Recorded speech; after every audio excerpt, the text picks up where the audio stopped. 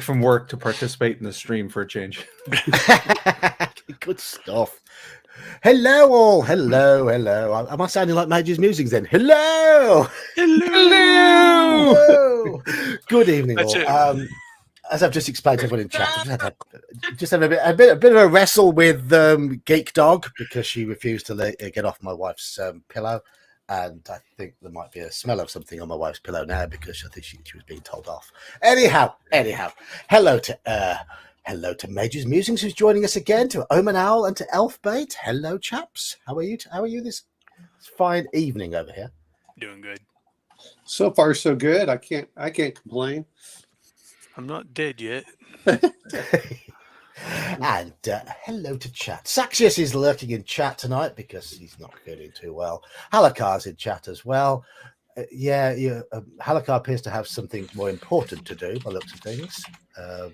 Let us know what he gets. Hopefully 700 years without possibility of parole. I think that'd be about right. Hello, Slant. How are you doing? All right. And hello, Squirrel Hermit. 9 people in chat already. Looks like people want to talk about computer games. Hello, Debbie. So the topic of tonight's Midweek Geek is computer games. Hello, Duralumin. Specifically, the role-playing genre. And more specifically, the type of games that make some effort to emulate a game at the table. And of course, we all know that computer games can't do that properly because there are limits to what you can do in the computer gaming world. But things have developed over time. I mean, there's a lot more freedom in games nowadays. But there are some classic games of the past, those that made us feel like we were playing our favorite role-playing games in the comfort of our own bedroom alone. that came out wrongly.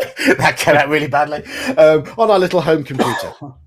I'm going to bring up something, and I don't know if you all did this, but when I remember playing games, and my friend would sit next to me, or I would sit next to them, depending on who on the computer, and we would sit there and play the game, quote, together. Now, of course, the person actually that had the keyboard was controlling everything, but I remember doing that for hours on end, oddly enough.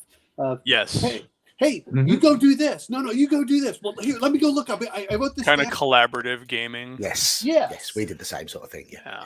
One time with the Bard's Tale back in the 80s, we tried to do it as a group, like we were all the D&D group, but it didn't last. 6 guys sitting around a computer, 6 teenagers sitting around a computer. It's like, well, I want the keyboard, but you don't know how to use it. No, my turn. The first question I'm going to ask you all then is, what was your to have an idea of where we're going to be geeks? I want to start with the old stuff. What was your first computer? Mine was a 16K ZX Spectrum, which I soon upgraded to 48K.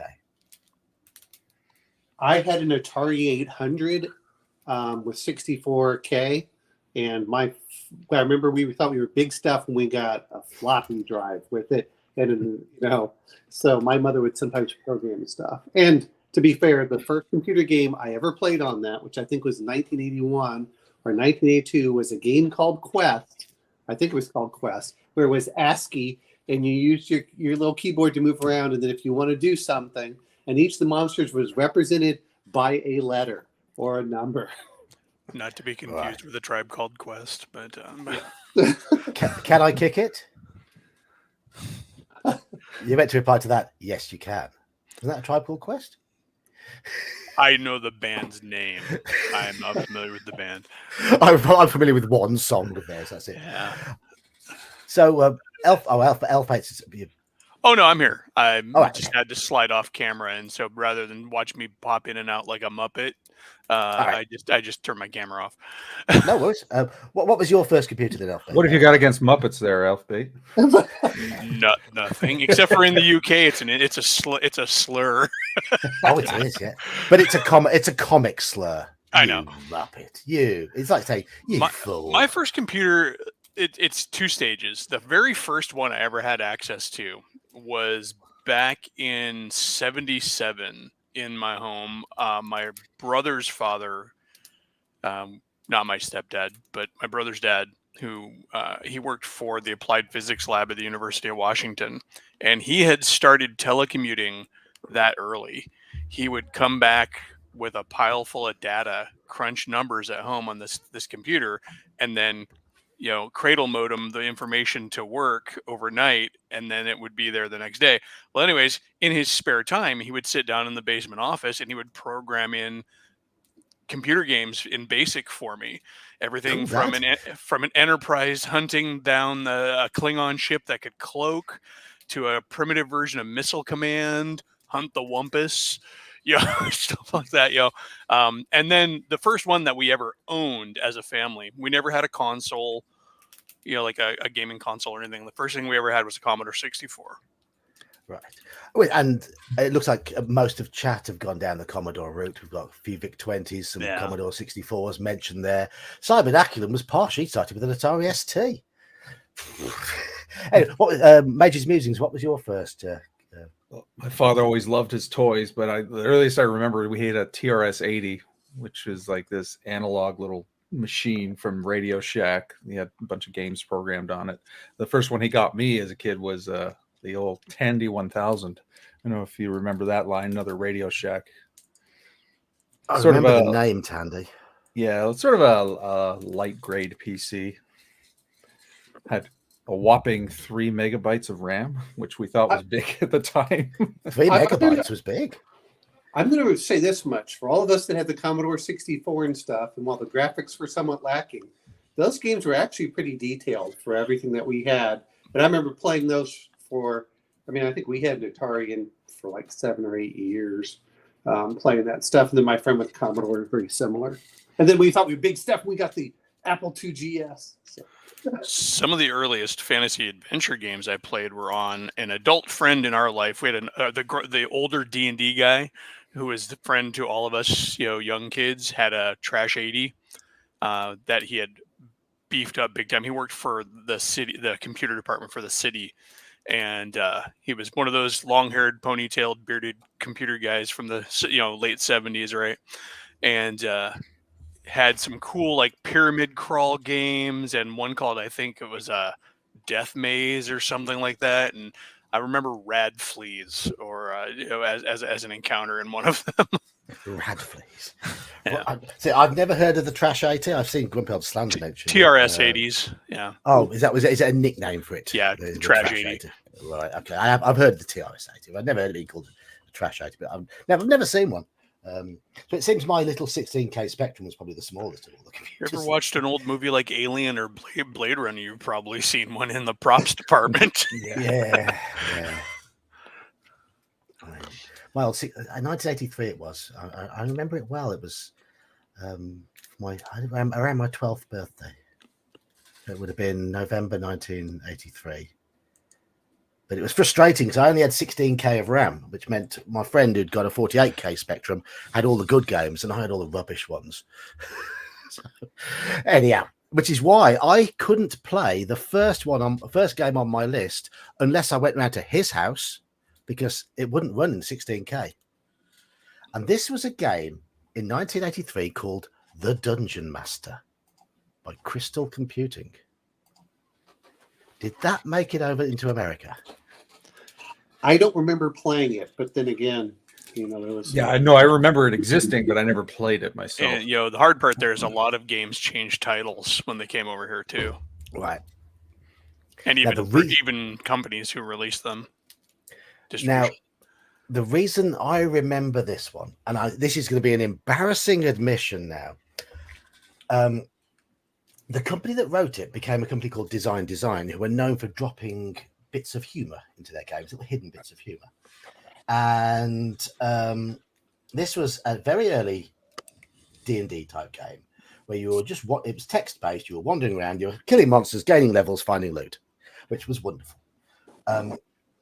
But right near the very, very start of the game, you were attacked by a knight, and his weapon was a shrubbery. Now, at the age of 12, I had never seen Quest for the Holy Grail. So until I saw Quest for the Holy Grail, I actually thought because I'd seen in the player's handbook, there's a weapon called a holy water sprinkler and a bohemian ear spoon. It's not beyond the bounds of logic. That a weapon To called have- a shrubbery. There's one called a shrubbery. Yes. That- that- Well, exactly. there was always the 5-pronged Bringola that was in Gamma World, so why not? So- you know what that sounds like to me? It sounds like a switch. Sorry, go ahead. So when I was about the age of 14, 15, and I saw Quest for the Holy Grail, I was like, oh, I get it. I get it now. Did you think for a moment that maybe the movie copied the game?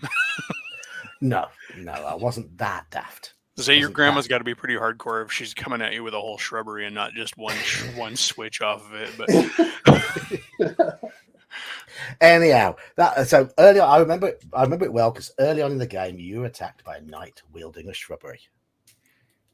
So, but as none of you have played it, what Omanal, I think you said you played something back in 1981 though. So that beats me by a couple of years. It was called Quest. I think what happened was it was a bunch of teenagers that were, because the babysitter came over, said, "Hey, I got this. Let's go watch this." And it was all in.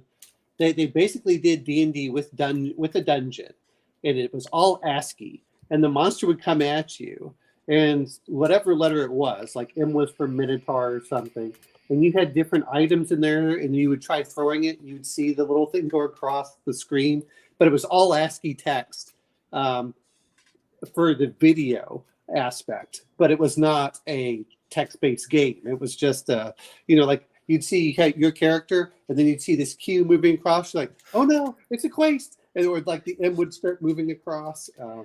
That's the. But it was cool back then, though. That was the thing. It was like, wow, we're playing a game on a computer, and it's a bit like D&D, sort of. Well, you had holy water, you had your sword. It was. So that was the first one I remember. And then, are we going to count Infocom games like Zork? Does that count as one or not? a Zork game, I would say that's adventure. Yeah. I mean, yeah, but there was a lot of adventure games, but I mean, I Not lost quite track of the amount of- RPGs. Yeah, but I mean, yeah, I mean, we played quite a few Infocom type games, but I wouldn't class those as RPGs so much as adventures, sort of those text adventures. An RPG, you're gaining levels, aren't you? You're a character with a weapon who's bashing things, gaining levels. That was the general point of an RPG in those days. Find loot, kill monsters, gain level 2, hit things harder. And go. Well, through- I just mentioned Zork because I remember getting a sword, and as you got more experience, you did get tougher. It just didn't. Well, it was just kind of hidden from you. So, if that happens, then yeah, that counts. Yeah, and Grumpy Old Stan agrees with you. So, what Elfbait then? What was your first RPG type game? First RPG type game. Played on my own machine. That would have been games like Ultima, the Ultima series, and then Adventure Construction Set, which was a great Commodore 64 program. That was just an amazing thing. That was my addiction for years. I mean, I would stay up till 5 a.m. on a school night working on stuff for that, and zombie my way to school. But those would be the earliest ones, on my own machine at home. The joys of hyperfocus. Oh yeah. Well, Adventure Construction Set. I mean, here's how it worked. You had the game, and then you would pick between either a fantasy, sci-fi, or spy modern campaign setting. You would then make a data disk from the main computer, from the main program, and that everything you built was on your data disk. And so let's say I went to fantasy, it would have all of the equipment, the base equipment, base monsters that you would expect in fantasy, as well as a bunch of icons and stuff to use for terrain and everything. But you could go in and modify every graphic in the game. It had a little palette of like 9 pixels or whatever. I shared a picture of it in the stream of that thing. And you could change every piece of equipment, every monster stat, and then it had like an overland map, and you could have area maps. and you get really complicated through a series of teleportations and stuff. We did a superhero one where we put power dispensers in the headquarters to where there were one use, and so when a player would go into one of them, it would randomly give him a superpower off the equipment list that he would function as a piece of equipment, and then the item would disappear. So everybody had a set of powers at the very beginning. I mean, you just do all sorts of crazy stuff. We did an aliens one where we did the colonial marines. We did lots of fantasy ones. The spy one had things like, the 22 caliber ballpoint pen and stuff like that. And you would just build out these data disks, and then once you had the data disk built, you could build as many adventures on that as you want. And the neat thing is it would play up to 4 people by passing the joystick as each person took their turn. It was turn-based. And so you could have 4 friends come over, play the adventure that I had stayed up for a week making, and we would just sit there and go through it. So it'd be my brother and my friend from down the street and my friend from the old neighborhood, and we would all sit there on a weekend when we were all hanging out. And that was just an incredible game. I mean, you just do anything. It seemed limitless at the time. It was like, what can't I do? And it was always that kind of limited palette experience. Like, how far can you push this game, this adventure building system? I remember one thing. We had a monster that was unkillable in the game called the Dresian Rabbit that I had managed to code in there to where he was way too tough. And we were already in the middle of the game, so we couldn't get rid of him. So I had to go in the next time between that session and the next session when we get together and play, and put an item in the world called the Dresian Rabbit Slayer, just because an auto kill thing was a function you could put on an item in there. And so this thing's function was to kill the Dresian Rabbit monster, and that was it. Yes. With a toolkit, you can do that sort of thing. Hello, Gingerbeard. How are we? Hello, I'm I good. think, How are we all I doing? think we're currently in an era a bit before your time. You being the youngest person on this stream at the moment. So for everybody who's watching, what was your first computer? An Amiga 500, but then a few There we years go. later, my parents picked up a ZX Spectrum and an Amstrad C64 in an auction. So I did. So you went backwards. Yeah, did go backwards. Major's Musings. What was your first role-playing game on your first computer then? I think I would have to be the Bard's Tale. I mean, proper role-playing speaking. I was into the Sierra games, if you remember those, Sierra Online, King's Quest, and all those. They're not quite role-playing, but they were certainly fun adventure games. But no, Yes. I found the Bard's Tale, and it was essentially D&D on the computer. And I was like, wow, I can play this alone. Woohoo! Anyone remember playing Wizardry or the original Might and Magic? See, I was a little late to some of those games because I got my Spectrum in 1983, upgraded it, and the next computer I got after that was in 1991, and it was an old 386 PC. So I missed out the Atari ST and the Amiga. So a lot of the games I'm guessing you're going to sort of mention in the late 80s, I never got exposed to, which is a real shame. My second game.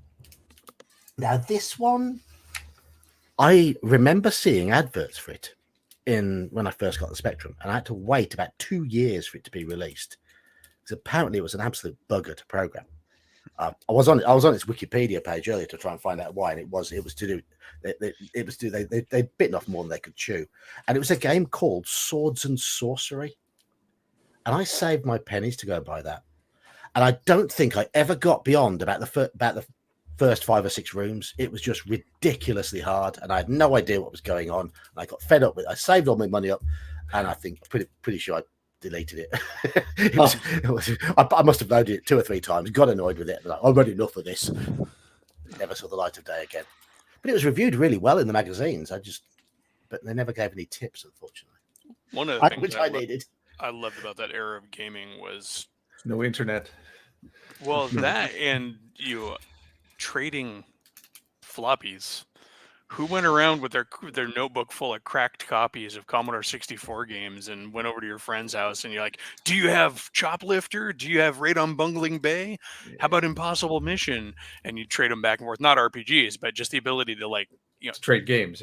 Yeah, just trade games, and Yeah, your I friend mean, would make you a copy, or if you were friends with the early proto computer nerd at school, you'd come to school and he'd hand you a shoebox full of floppies. I made these for you over the weekend. I'm like, all right. And as the games got more complex, that shoebox full of floppies was one game. You had to constantly swap out the discs. Yes. I'm going to bring up something here.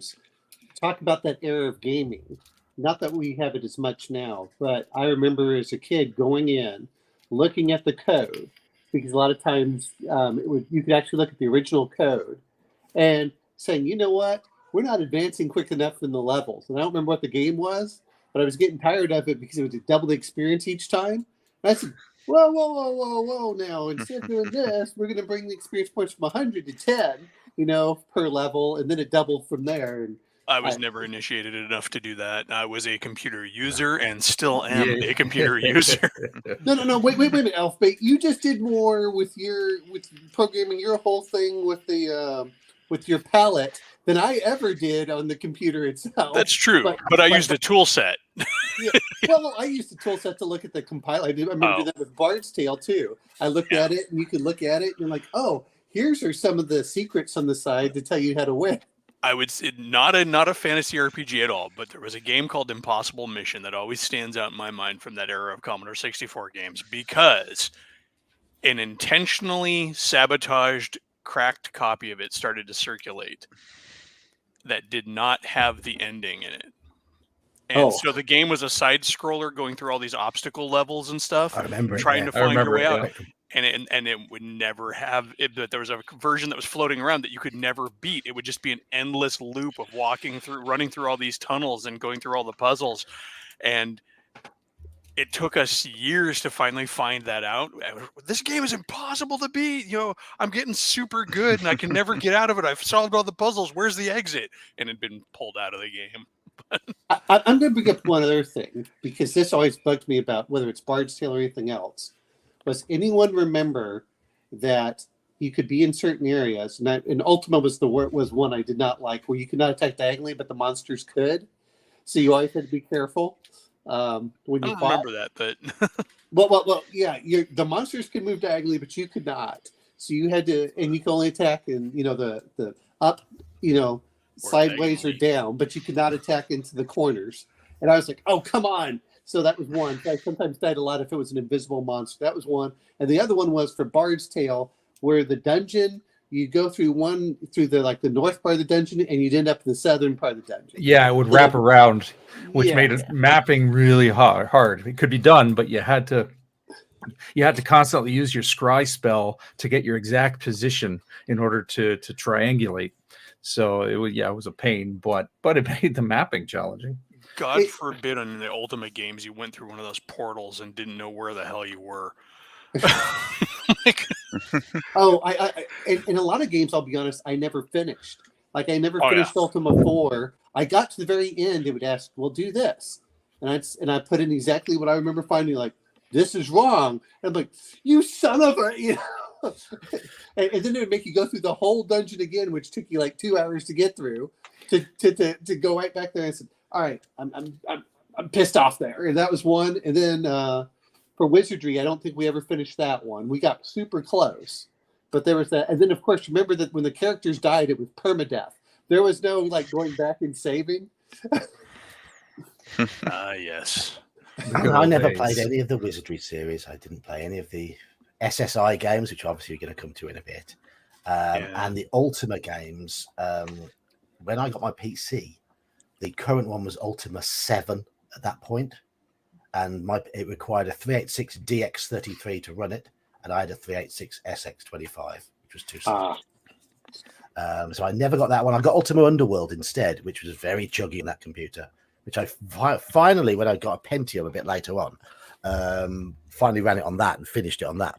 But I'm jumping ahead of myself chronologically here because I'm not going to have much input in the late 80s because I still only had my 48K Spectrum, and most of the games that were coming out then were much better on the Atari ST or the Spectrum 128 or the Commodore 64 or a bit later the Amiga. And I'm mainly referring now to the SSI games, the gold box games, Yeah.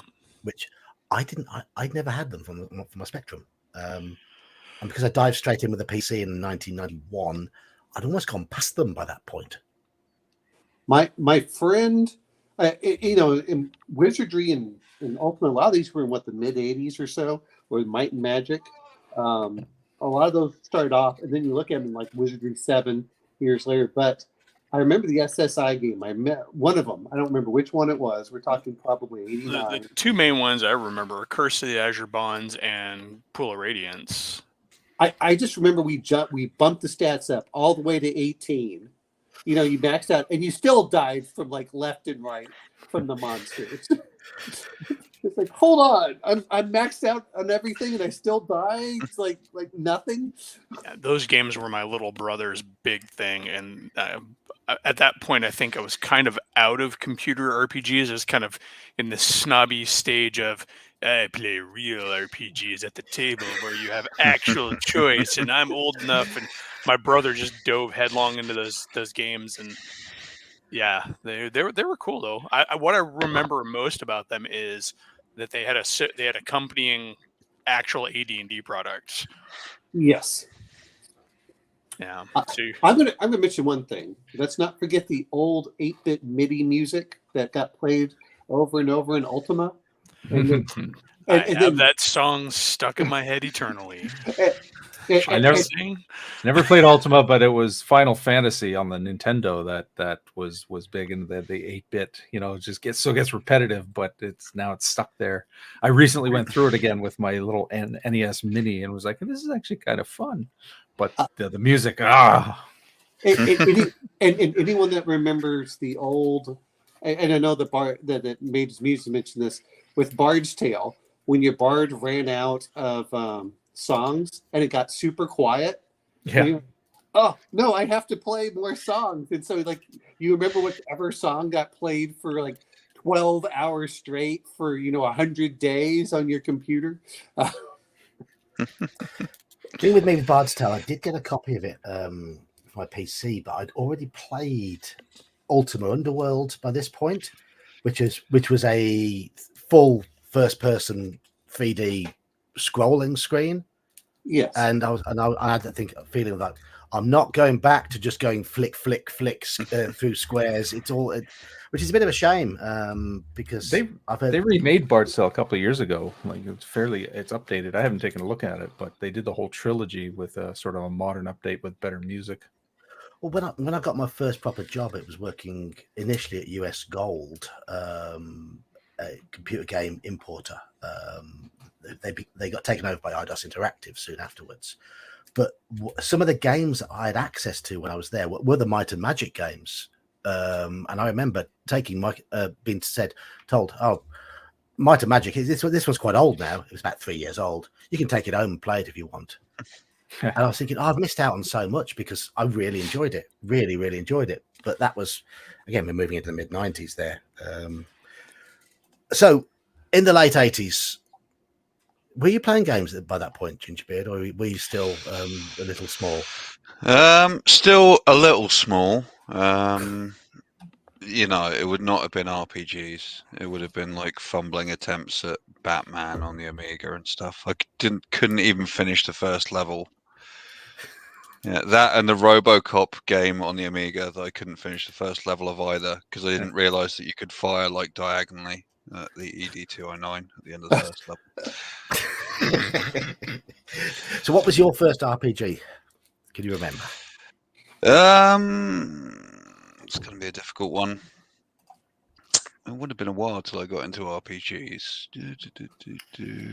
It probably, similar to Major's musings, it probably would have been more some sort of JRPG on the Super Nintendo. That probably would have been the starting point.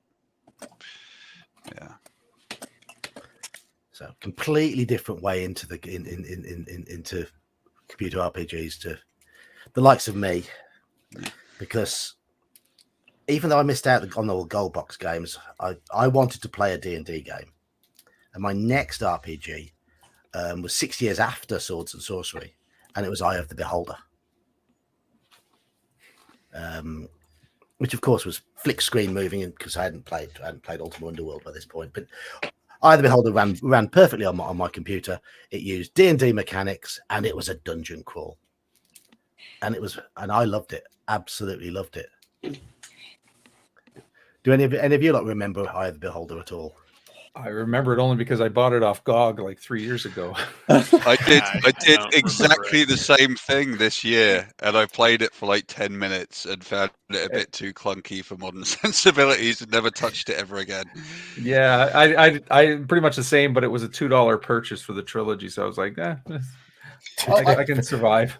I saw, I know I put that up there, but Steam, you can buy almost all of the old SSI games for like $25 or so, and you're thinking, I remember when I had to pay $50 for each, that kind of stuff. Yeah. And There was one SSI game that really stood out to me that I enjoyed a lot, and it was not an RPG, but it was RPG adjacent, because it was the game that lets you play at that level of a character with a stronghold. It was called Stronghold, and you were building a D&D stronghold and attracting followers and defending it against attacks, and you'd build walls across the countryside and try and get your keep bigger and better, and dragons would fly in and wyverns would attack you, and but yeah, that was a cool game. It was like towards the end of the SSI stuff where they were like, we can't really do any more adventure games, so we're going to try and come up with something new.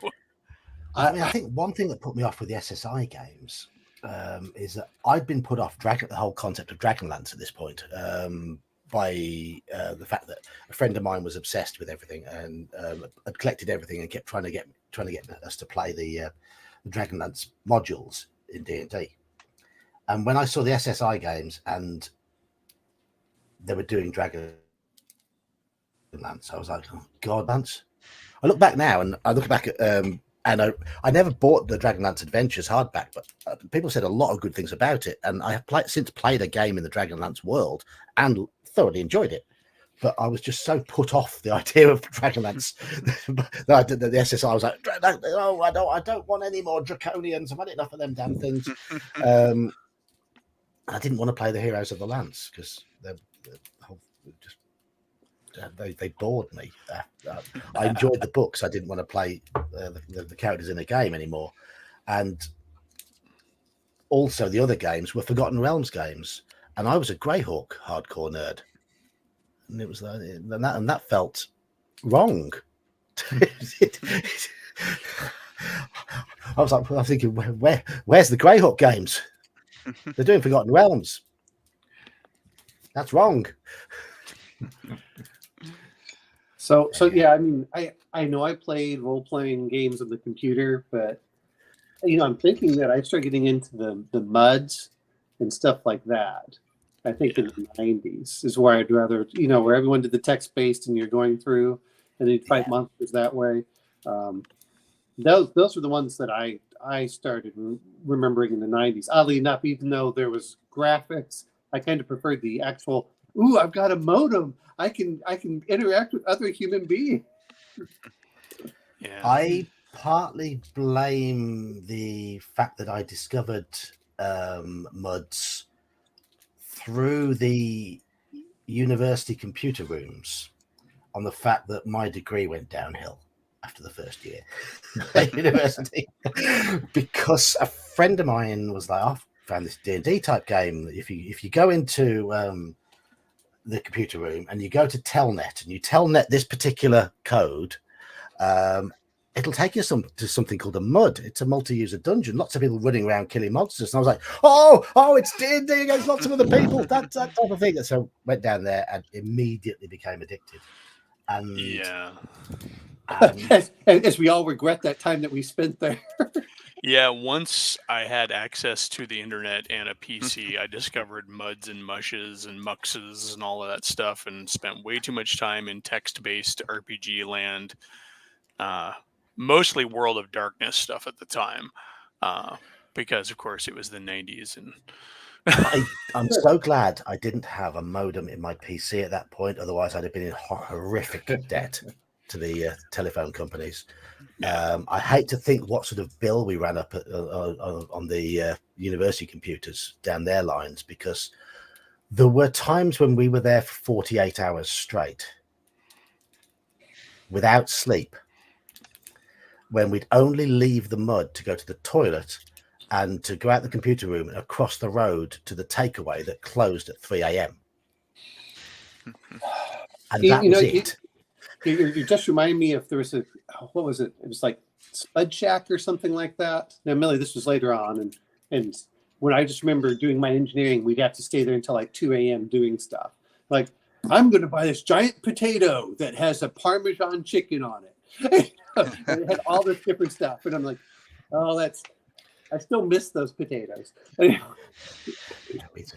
did burger and chips, onion, bargies, and a drink, and whatever we could afford with a couple of quid that was in our pocket, and we'd run back to the computer room, and it would be you'd jump on the computer, and you'd wake up, and you'd have had about 10 healing ticks in that time, so you'd recover whatever mana points you needed and a few hit points, and you'd be off again, heading off into whatever. So it was a DQ mode, whatever section. So my brother's dad was still working for the university at that time. In fact, he's just recently retired from that university job. He's had the same job his entire life. And it's we were able to access the university's telnet servers through his login information, because my brother he gave it to my brother so my brother could do research, because the dude was all about make big brain stuff, right? And so, yeah, my brother was the big computer RPG guy between the two of us. Like I said, I kind of had a hoity-toity, if it's not paper and dice, it's not. But because being the older brother by 6 years, I had a lot of flex on him. I'm going to ask you a question. So are we going to count, because we were kind of the mid '90s and stuff? What about when I'm in 1992 with DQ mods. Oh, okay. That's when I discovered them. Do you remember those little programs you could use to set auto triggers? So every time you killed the macros, yes, it would every time it would say such and such dies. You'd have an auto trigger saying "Get all from corpse, get corpse, jump corpse." Yeah. Yes. I actually got to be an admin on a couple of mud smushes, and it was fun because creating new areas and new opponents and stuff like that was fun. But yes, I actually created a sea serpent that if it swallowed you, it put you into a little micro realm where you could adventure inside the sea serpent, and that was really cool. By the time the 90s rolled around, I was fully into console land. My computer was for my schoolwork, and that was it. So I was playing on the Sega Genesis, although there was a couple of role-playing games on that. I think there was one called Shining in the Darkness, which I enjoyed. You're nodding. You remember that one? Well, I was going to say, like, Shining in the Darkness was probably my first experience of that kind of 3D dungeon crawler, and I remember absolutely hating it, because I think I'd played Shining Force first, which came after chronologically, but was like a kind of open tactical RPG, and Shining in the Darkness was totally different, and I hated it and felt ripped off that I'd rented that game for the weekend. Yeah, sorry. The Sega Genesis also released, which I loved at the time, an RPG version of Gauntlet. And you could actually build your characters like an RPG, but it was the Gauntlet characters in the Gauntlet play style, which was actually fun. And they gave it an ending. It wasn't the endless quarter sucker in the arcades. Yeah. About that same time, SSI released its Unlimited Adventures, which was basically the construction set for the old gold box style games. I had thrown that up in the thing too, but again, another big sink for me, staying up till all hours of the night, and again and now I had like graphics to work with too, like serious graphics, and you could layer it up, like I was mentioning on in the Discord. I set up a ferry system down one of the rivers in the game to where you could bypass a lot of the overland map walking by spending gold, but you had to stop at each town along that river and spend more gold to keep going. So there was always a chance you would encounter something when you went into the town or the city. But it was just really fun. Just like I loved construction systems. I still love them. It's one of the big things I think is missing from modern gaming. Honestly, is a lot of construction system type stuff. You know what? Even when you look at something like Doom, which was very easy to just build rooms and stuff, and I remember doing that even in my Atari 800. You know, in the 1980s, early 80s. I guess it was it was called Casey Munchkin, which was a ripoff of Pac-Man, where you could make your own levels. I'm like, you know what? It's kind of unfortunate that they don't do that as much anymore. That goes back to something we were kind of chatting about briefly in the Discord. Is like all these old game licenses and IPs that have just disappeared. You know, really popular titles, you know, back in the day, or cool concepts that I would love to see brought into modern gaming. Well, who was it you brought up Temple of Apshai? Yeah. I hadn't even thought about that game since the 80s, and you bring it up, I was like, I remember that. Can you imagine that as like a Diablo type game, or even like a first person, third person, you know, world crawler kind of thing? That would be a great game. All the bug themed Egyptian goodness you can handle. Anyway, where was I? Where was I? 1992. 1992, yeah. Early 90s, we had Either Beholder 2, which was more the same of very similar to Either Beholder 1, but to me, just made a bit too difficult, and I never bothered with Either Beholder 3 because that just got ridiculous. About that time is when I bounced into Ultima Underworld. Now, did any of you ever see that?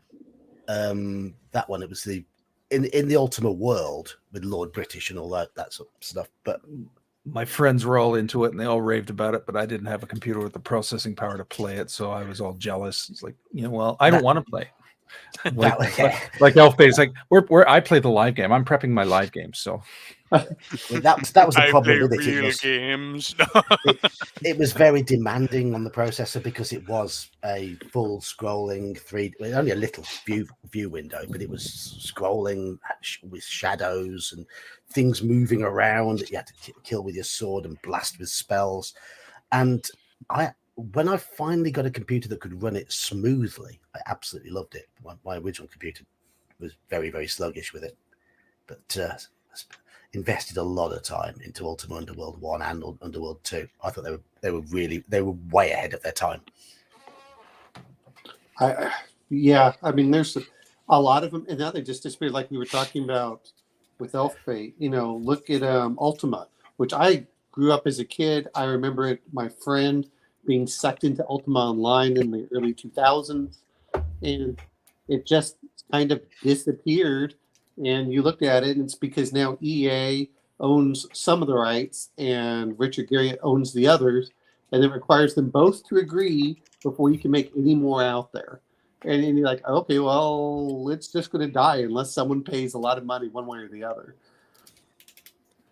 Yeah. And a lot of these games we're talking about are available on these abandonware sites. I've found them, and there's some I mean to play. I just don't have the time. A lot of them just kind of, even though there's a lot of nostalgia of them, I can't imagine actually playing them in their original form. Yeah. Like if you look at any of the pictures I shared for Apshai, that's like, I mean, that was available on early Apples, so it's like super minimal.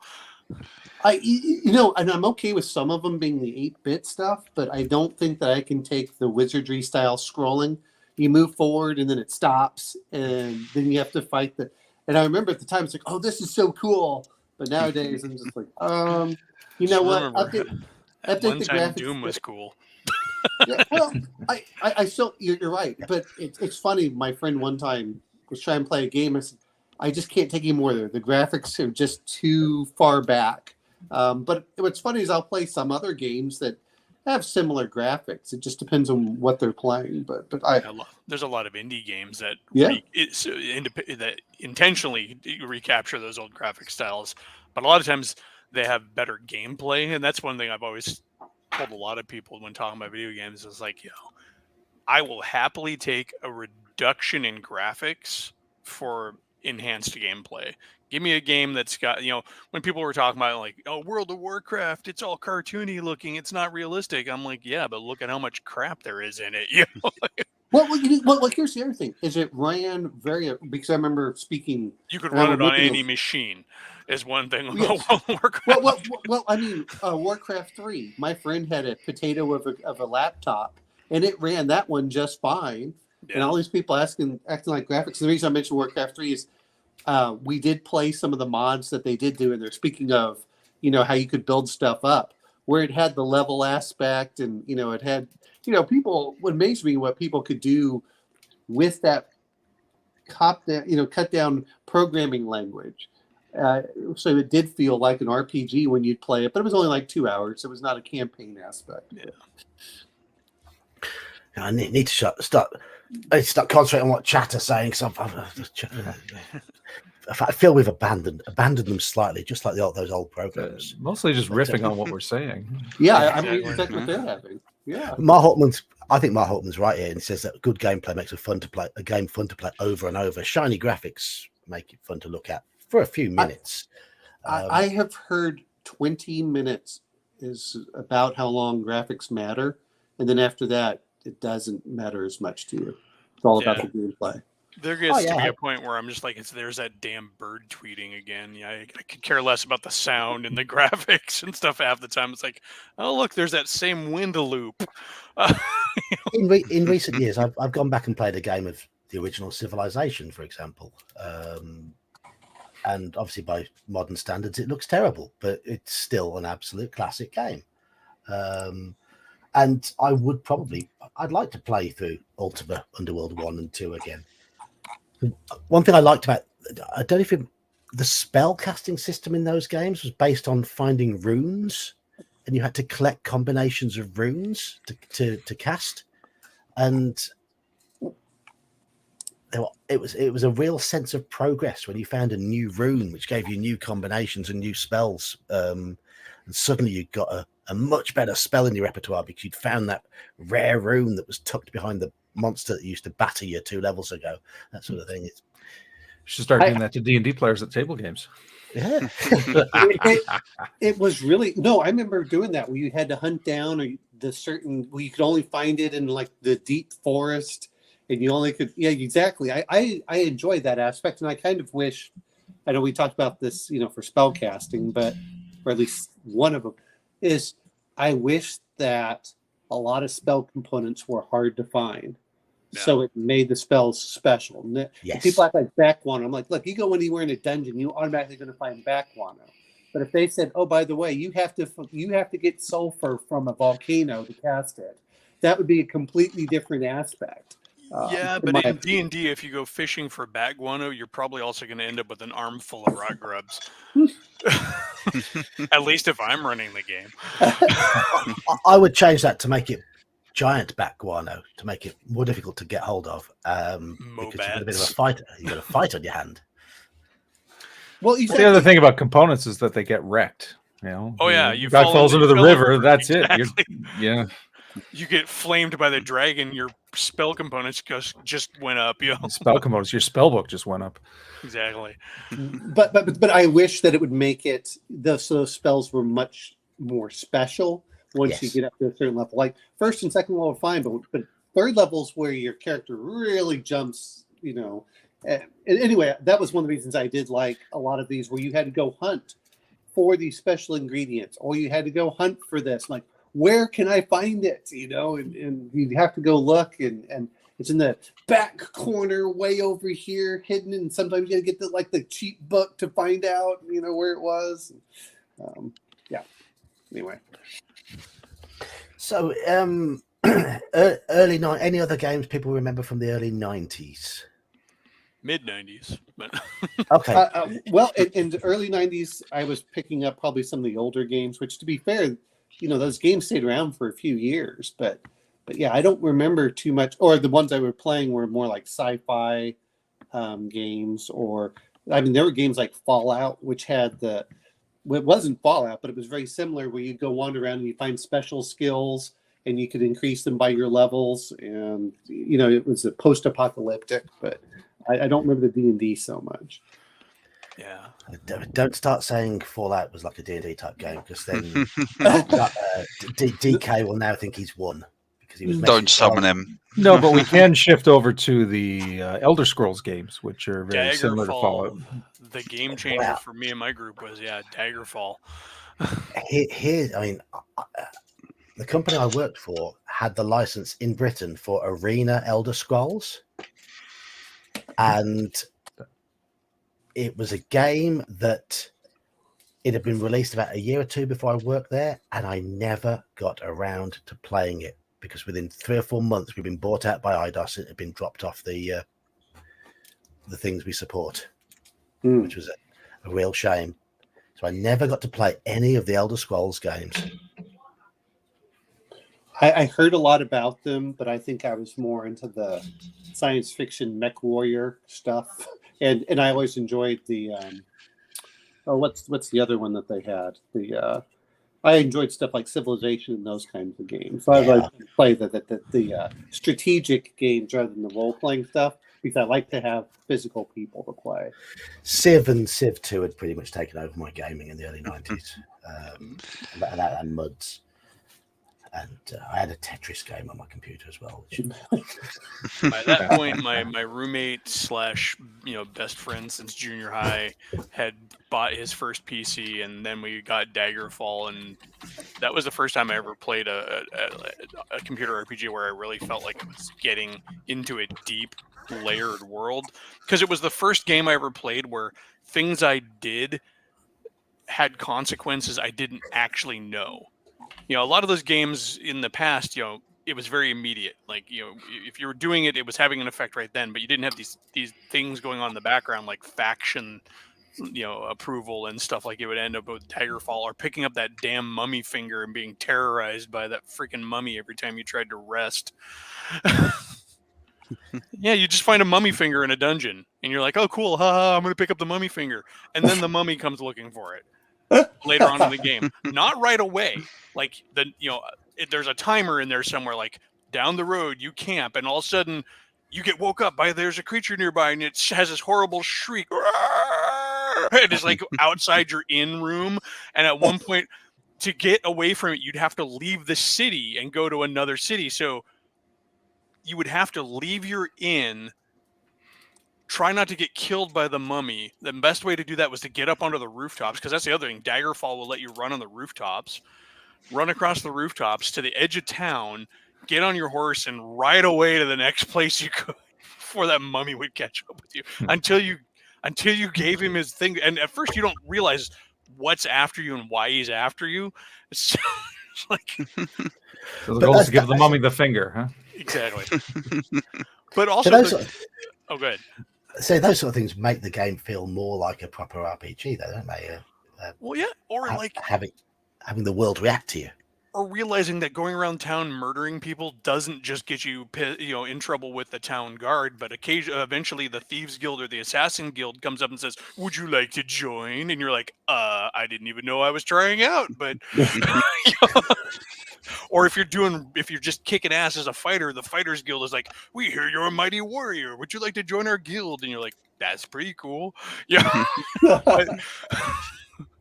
And you could do a lot of those. Like, you could join multiple guilds in Daggerfall as long as they didn't like oppose each other. So yeah, that was a kind of an eye-opener game. It was the first time I really started kind of getting back into being interested in computer adventure games. Well, that open world concept is, that's the meat of it. So many RPGs are still very linear, and so you've got the role playing tropes, you got the character building and all that, but it's all meaningless because it just railroads you into the story the game's got laid out. I also loved their character generation, where you answered a bunch of questions, and that kind of guided your character choices. It's like, it was like taking the Blade Runner test, but your answers guided you towards certain career classes. Thanks for all the Ultima stuff, where it's like, why the hell did I end up as a bard? Then you had to go look around for all the other people to join you. I do love the one Ultima game that had tarot readings generate your character for you, or your character options for you. Yeah. That was Ultima 4, if I remember correctly. Yeah, that was cool. I've always wanted to have that in an actual tabletop game. Like that would just be a fun way to, you draw your fate, Well, the original Ravenloft module was famous for that. The little tarot reading, that was great. One of the things I used to look for, and yes, it's probably seems to be a bit dodgy nowadays, but when I like the idea in some of the games where you could just farm respawning areas for lots of XP to make sure you were slightly over leveled all the time, and then just march your way through all the hard areas. That's one of the reasons why I like MUDs, because you could still get decent XP from killing things. Rewinding to the first Bard's Tale, there's this one area where you go in and there's something like 60,000 or 60,000 guys attack you, or 1,000 guys. It's crazy. Wait, the Berserkers? Yeah, the Berserkers. It was a room full of Berserkers, and they weren't that hard to kill. And the funny thing is that they put a cap on XP, which really got me. What I mean is per encounter. So, like, the thing that would really wipe me out, I think, which was the final, I always got aggravated because it turned my guys to stone. They got no XP for it. But this one, it would just go, yeah, it was like, and if you could keep this fireball spell. Exactly. If you could keep your front line protected as possible so they took no damage, then your wizards in the back just blasting them with all the area of effect magic. And you gain tens of thousands of XP for each encounter, and it respawned every time you left and went back, so you could keep redoing that section if you knew where to teleport. No, it gets better. It would take so long to do it that sometimes during the fight, what I would do, because it would go by each individual person, is I'd have them cast a spell.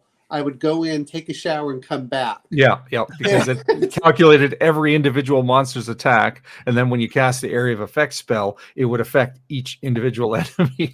So the list is like, Gandalf hits Berserker 1 with Fireball, 10 damage. Gandalf hits Berserker 2 with Fireball, and just do that for all several hundred of them. But the XP award was definitely worth it, that you just kept farming XP that way to get your characters on a high level. I probably spent weeks in there, literally getting my characters up to a high enough level, because I always had the monks, and then because I like the monks because they could hold more items. Whereas when you got the fighter and stuff, it's like I have to load up with gear. So many items. Yeah, you have to load them up with gear. Like they can't carry as much crap. But I remember getting them. But I do remember specifically that I would go wander away for 10 or 15 minutes, like go take a shower, go watch the television, then come back and see where it is. Like, oh, I can attack again. Fireball. And then I go back. And it would pause nicely if you were a little late. It was great. Yeah. So sorry, John. Yeah, I was going to say, right, mid-90s. What were you playing in the mid-90s? Diablo. Does that count? I guess it does. Baldur's Gate. Baldur's Gate was 98. We're almost there. Yeah, we're almost at Baldur's Gate. Daggerfall was 96 too, so I figured we might be there yet. Shall we lurch onto Baldur's Gate then? The big one. The big one. Yes, the big one. I lived in Baldur's Gate for years. I want those years back. I always hoped that they would come out with a construction set for Baldur's Gate because I'm addicted to construction sets. Yeah. Baldur's Gate for me, Baldur's Gate 1, not number 2, but number 1 is still, in my opinion, the best computer RPG, because you could play it in a number of ways. There was so many NPCs that you could tailor your group with. I've played it through with a good party, an evil party, and a neutral party, and in various combinations. And the ability, it had that sort of almost open worldy feel to it. You could roam all over the place within reason, but you had the ability to roam. Some of the annoying characters would try and force you to do their quests.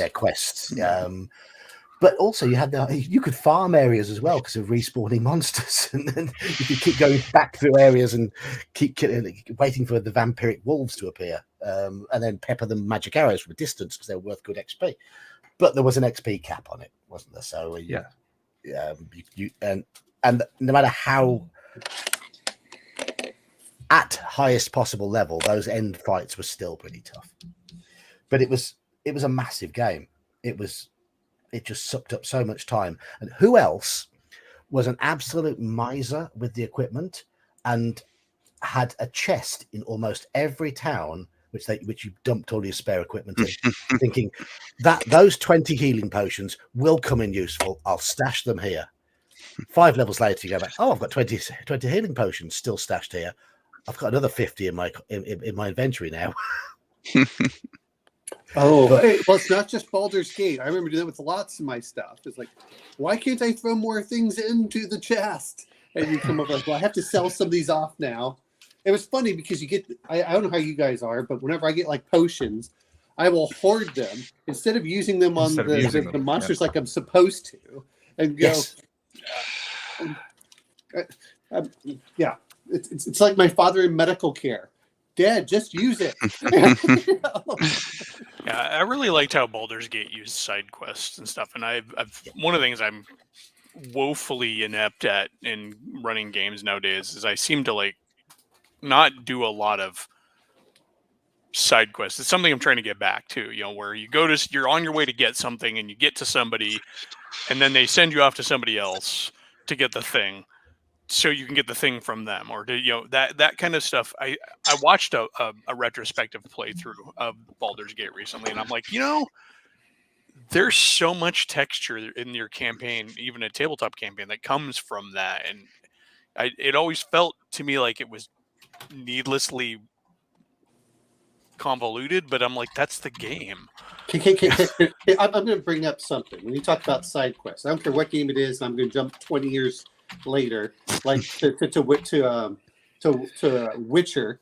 Is I did every side quest before I would get onto the main quest, as many as I could do, and I will do everything for that 100% completion. I'm like, oh man, you mean to get to this area I have to get a new quest? That's that. I'm a completionist whenever I go in there, and you can look at like my Steam numbers and like, did I really spend 200 hours in this game? So, Geek, you mentioned you played good parties and evil parties. Did you ever play a combined party? Combined alliance party? I did try, and there was some like what you said earlier about Daggerfall having some of the decisions you make having knock-on effects. I liked the way after a certain amount of time, certain characters would bicker with each other and then fight and start fighting. I came back from a long bathroom break and a meal break to find out that the party had killed the evil fighter that was in our party. I'm like, why is he dead? What happened? I'm like going back through the log and like scrolling, did we get attacked or something? I'm like, nope. They just started bickering and killed the evil fighter. Oh, wow. The thing is, Edwin...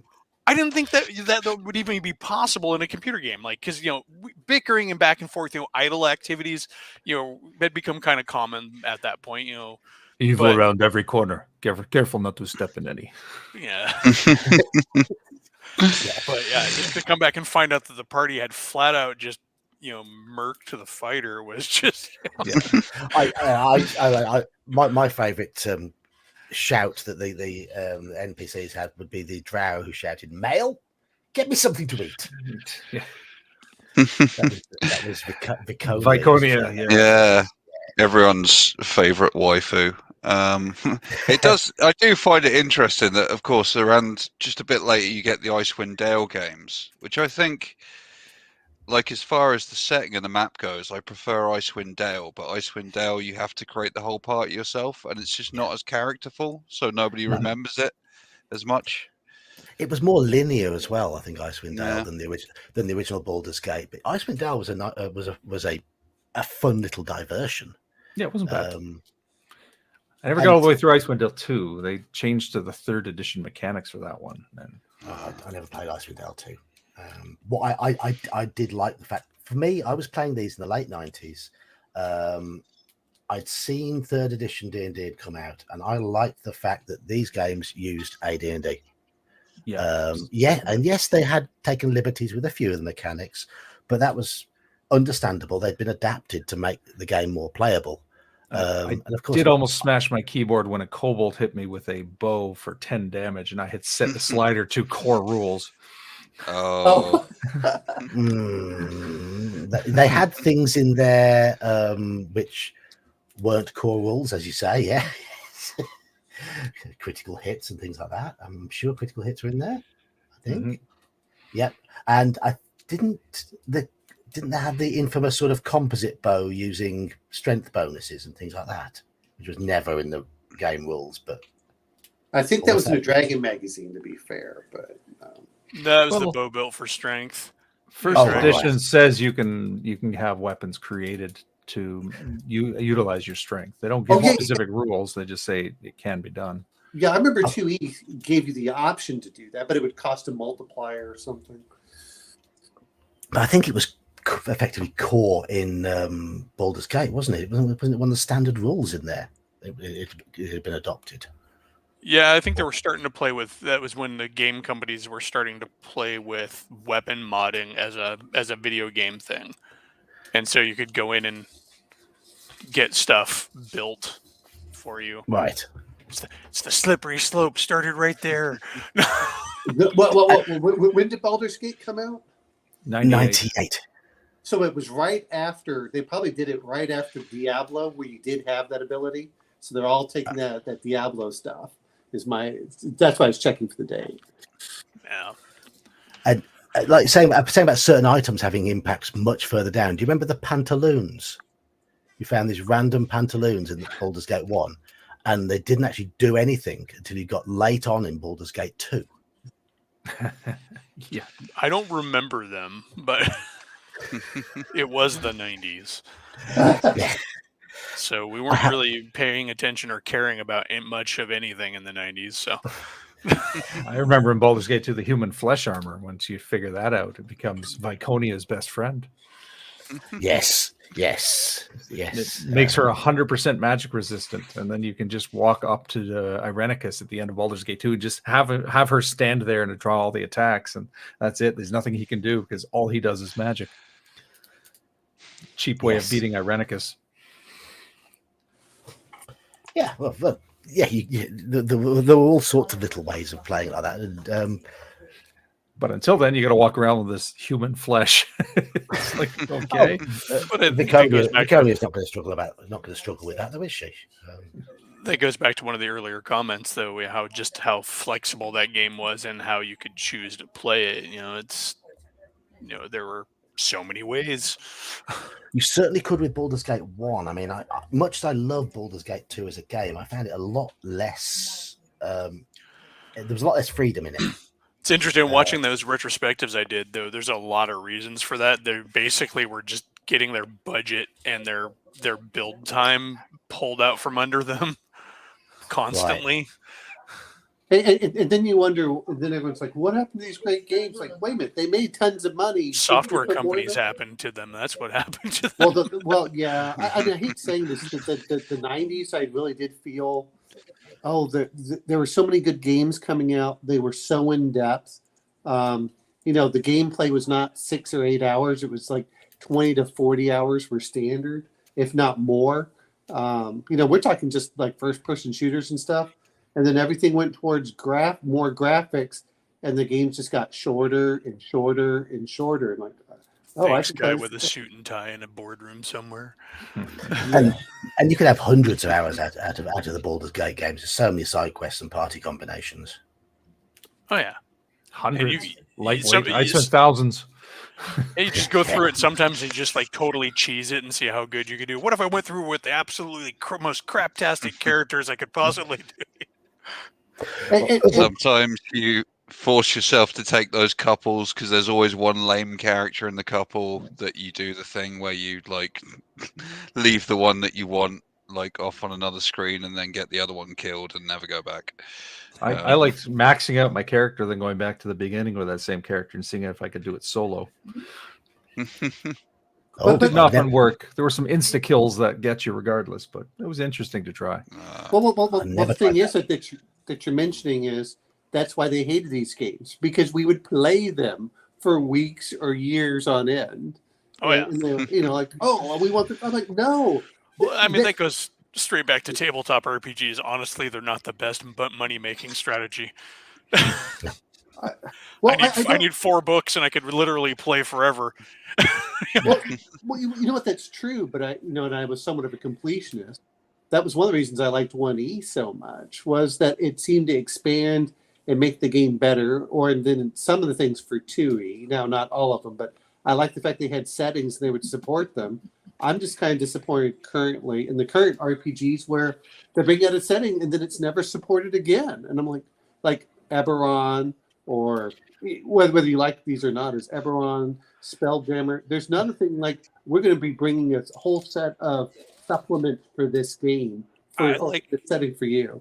I like to equate the current state of D&D to a lot of video games now, where they'll release them with modding packs and then they leave it up to the end users to actually build all the other content for 5e.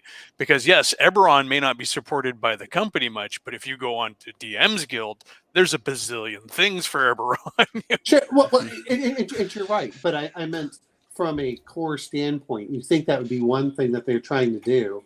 Because they want to make money, and there's not going to make money because most people aren't going to buy every other book. That's the thing.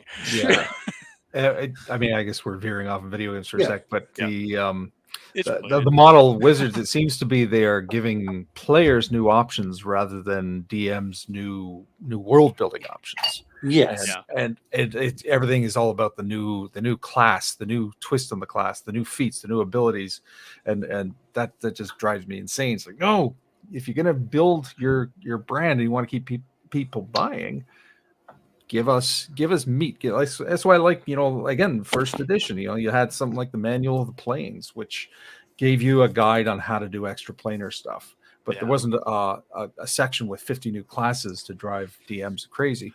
Well, and then that was the problem with 2E, where they gave all the kits. And, but part of what I was trying to mention was, okay, I know we're veering off again for this, but they keep complaining there aren't enough dungeon masters. There aren't enough dungeon masters. And I went, give better stuff for dungeon masters, or you're going to watch them start. And to be fair, the savior of 5e is the third party. To be fair, Kobold Press and a lot of these things on Kickstarter is what's really giving it to them, and that's great for the OGL. But I don't know if the 6th edition will have the same for the OGL, and I think that may hurt them. But anyway, sorry, go back to video games. I'm going to channel my inner Saxius, and we're going to go back and talk about video games. Back to Baldur's Gate. The one that used the Baldur's Gate engine that came out just afterwards. Saxius impression. The one that came out just after Baldur's Gate 2 that I've got it somewhere up in my loft, but I never got round to investing the time into it. Was Planescape Torment? That was a fun one. I've heard so many good things about it, but I've so many good things about it, but I never got into playing it because I never really got into the Planescape setting. And I like the idea of playing a party, and it seemed to be a game that was based around you playing one character more than that was the only problem with it, really. Jack Holt brings up Neverwinter Nights. I'm going to come to that after Planescape. Okay. I'm going to come to that after Planescape. I forgot that existed. There's my construction set that I never got to play with. I heard a lot of good things about that, but I never played it myself. Yeah, no, I've never played the Planescape one. A lot of Planescape to me, like I did tabletop playing a Planescape brief campaign. I had a DM who really loved it, but a lot of Planescape to me is the artwork and the kind of vibe, and like the video game's highly regarded, but because it doesn't have that artwork, I just can't feel like one of my friends absolutely loved Planescape Torment, and he used to tell me to play it, but I just never got around to it. I was too much into Baldur's Gate 2 at that point, so. Although I still can't help but think that Torment exists because Vampire the Masquerade exists. Because it was the edgy game, and it was, and weren't you playing like a dead guy in there? Like it was some sort of revived corpse type of character or something like that. I can't remember the name of the company that made those games, but they had some great storylines and all the side quests and the way they all sort of reacted to your characters' actions. Whoever had storyboarded those deserved whatever accolades they were given. I know they won a lot of accolades, but they were great. They were really good. So let's go on to Neverwinter Nights. Right. Played Late that quite 90s. extensively at the beginning of the pandemic, because a bunch of us were, hey, Neverwinter Nights is $5. Let's get it and I'll play like a D&D game. And then one of our guys had a crappy connection, so he kept lagging for all of us and ruined the whole thing. God. Now, Neverwinter Nights is the game that put me off coming back to D&D initially, because I was like, are these the mechanics now? I can't imagine playing a game with all these annoying, frustrating, moving mechanics and opportunity attacks and feats or whatever. And it just didn't, the whole mechanically didn't appeal to me, but I enjoyed it as a video game. Having said that, though, the main quest in the original Neverwinter Nights was just absolute drudgery as far as I was concerned. But it was back to the whole modding thing. I found a website where people had converted all the AD&D modules into Neverwinter Nights, and I played the whole lot of them, every single one. Sometimes, they even did Tomb of Horrors. yeah. Sometimes I played through multiple versions of them, and they were absolutely fantastic. Yeah, Absolutely I grabbed fantastic. the Keep on the Borderlands mod that somebody did, which was interesting. I remember playing Against the Cult of the Reptile God and getting absolutely slaughtered in it and thinking, That's it. really Let's all is, pick it up, and then we can stream us all playing Neverwinter Nights. yes. I've still got it on my computer somewhere, but I don't have it. but it was getting hold of like really gave Mage's the game, Musings again, picked up on GOG. and that gave the game some longevity for me, because yes, I played through the original campaign that came with it, but it was because I had the game, I bought the game, and I want to finish it. But I must have spent 3 or 4 times as long playing through downloadable content for it, and that was much better. I mean, but that comes back to what makes these games such classics, is because you can do that. And like you said, it's the modders that are keeping it alive in many cases. And then, not that I have the time, and I'm not sure if Elfbait does either, where you want to sit down and you're like, ooh, I want to make this. Well, the nice thing is Neverwinter Nights, as I understand it, had an actual construction kit, so you didn't even necessarily have to be a modder. Yeah, I think there's a reason I don't own that game. I need to, I have a wife, and I've been raising a family for the last 20 years, and I have a day job. And well, wait, aren't your kids out of the house now? Yeah, but they weren't 20 years ago. I still have them. I don't get to just ignore them because they're out of the house. Oh, don't you? Isn't that what happens when they grow up? They're only 20. They're only 23 and 19. Come on, Right. How many of us were all together by 23 and 19? I'm pushing 50. I'm not still all together. So yeah. We're with the exception of Elfbait, I think we're all within about 2 years of each other. I'm sorry, Gingerbeard, not Elfbait. I was going to say I'm 51, dude. I know. Well, I'm 49. Sean here's either 50 or 50 or 49. So. 49, yeah. Pushing 50. Yeah. And That's Gingerbeard, like you're about a decade younger, aren't you? Yeah. Just silently nods. He's like, I feel like such a baby here. So no, this is good. It's good to hang out with you guys. I've been dwelling on my own mortality recently, so so you basically grade your beard to fit in. Is that what you're saying? Oh no, that is all natural. My wife is really into silver foxes, so she puts me under immense stress to keep graying my hair out. I was just thinking, it's like, oh, you mean there is a life after children? I don't know if you have any children there, Gingerbeard. So main stress for me having kids, and it's kind of getting to that point. And it's like it should really it's like now or never. But yeah, fun and games. I finally just dragged my son, like, you're gonna play a board game with me whether you like it or not. And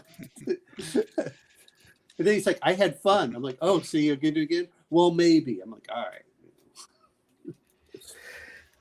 So Hell yeah. I raised 2 gamer kids, and I'm happy with that. So mine dabbled briefly, and then went off to other things. Then they Ingrates. mine don't play with. Well, actually, my youngest still plays in my Monday game, but my oldest for the longest time wouldn't play in games with me, and I finally confronted him, like, not confronted him, but I guess lightweight, confronted him, like, so dude, like, why don't you ever want to play games with me? He's like, because I've always heard that you're so good. Basically, he was afraid of my reputation. He's like, dude, you're like this uber gamer from like way back. I'm like, so you don't want to play with me because you think I'm too good. You do realize it's not one of those kind of games, right? I'm not going to like pwn you in D&D, right? I'm just waiting for Elfbay to say, like, I'm not going to treat you like I did with my brother. It's not your birthday. What's funny is No, because you told that story. That's why I know, but I talked to my brother just recently about that because I'm living near him again. He's like, and I'm like, yeah, it was like the first time you were going to play D&D. He's like, oh, no. I've been running D&D for years. I'm like, oh, so you did an end run around me, right? He's like, well, after Neverwinter Nights, of course, we had Neverwinter Nights 2, which I was looking forward to playing because you could play with a bigger party. Now, one of the weaknesses with Neverwinter Nights was you were stuck to 2 characters maximum. One of those was an NPC that you only partially controlled. And Neverwinter Nights 2, I think you could have, I think it was 4 characters in the party. Might have been more. Single player, I assume, because Neverwinter Nights 1, if you played online with people, you could have a larger group if they were Right, players, okay. right? So the single player game, I think you were stuck with one NPC and your character. But Neverwinter Nights 2, but I started playing Neverwinter Nights 2, and they did something to the camera in that game, which made you feel sick. And it was possibly the most unengaging default plot for the default campaign that I've ever encountered in a role-playing game. So after, I think I gave it about 10, 15 hours, and then I was like, I've had enough of this one. I'm going to play Baldur's Gate again. I downloaded it but never played it because I hadn't gone through part 1 yet. But on the Baldur's Gate issue, somebody modded and created the entire Baldur's Gate 1 as a mod for Neverwinter Nights 2. yeah, I saw that. That seemed kind of cool. Yeah, that would be better. The only problem is it's 3.5a, Right. which is another rule set that I dislike. As you say, though, I mean, it's tolerable in a video game. Yeah. But, so did anyone ever play Neverwinter Nights 2 and try and play the default campaign through? It seemed very linear to me. I will be right back, folks. I did not. I mean, as much as I played video games, I think I'm still stuck in RTSs during that time frame. No, I'll be honest. I really didn't get back into some of the you electronic have got a lot RPGs. more tolerance for this stuff for your Geek. A lot more tolerance for what? For just like this stuff, like you said, 15 hours on Neverwinter Nights 2. I think I gave it 15 minutes and just went like, nah. Yeah. But then again, that's me like buying it later on in life on GOG. It's another one. Yeah, you buy it for $5. It's like, oh, I don't like this. It's not a big loss. But Yeah. if you spend $50 on it on release, it's like, I'm playing this to get my money's worth out of it, whether or not I like it. Yeah. And yeah, you do. You try and push yourself to play it, and I think they released a patch at some point to try and sort the cameras out, but by that time I'd had enough of it. I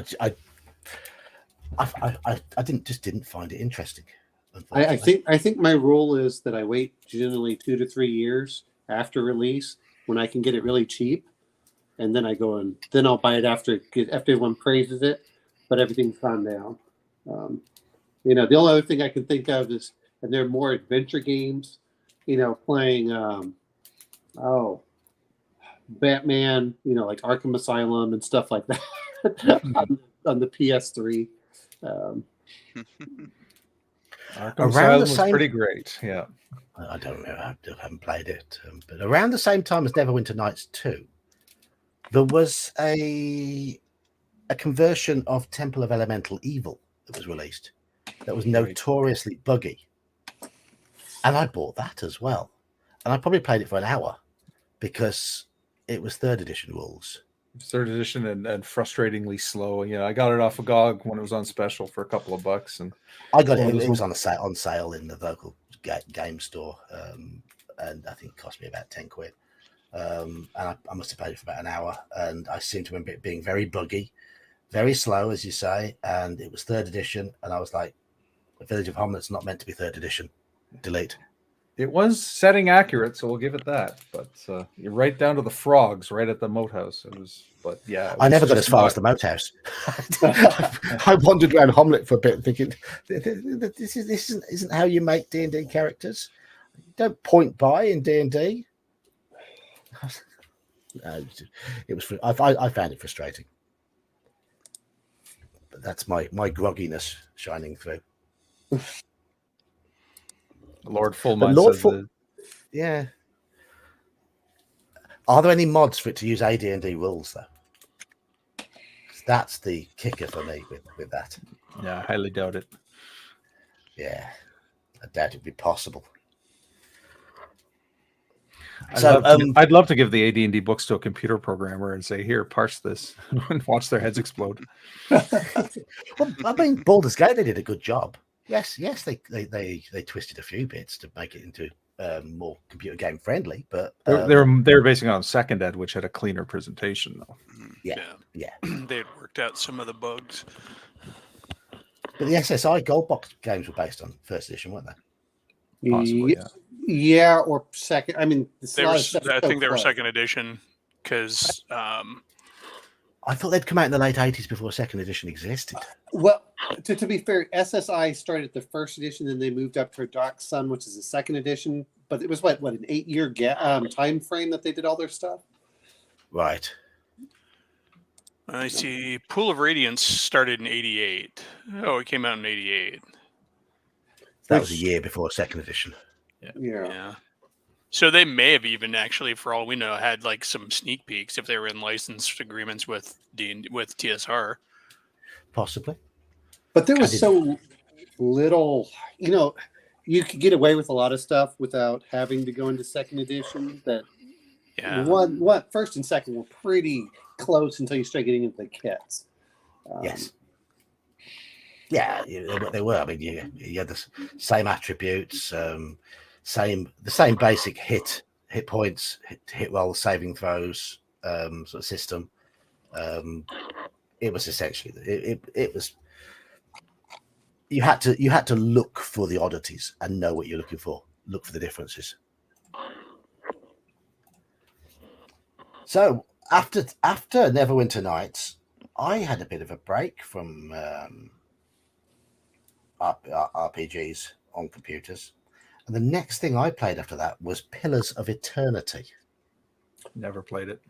I had never played it, and if you're getting towards that time frame, you're looking right about when Witcher came out, the very first one.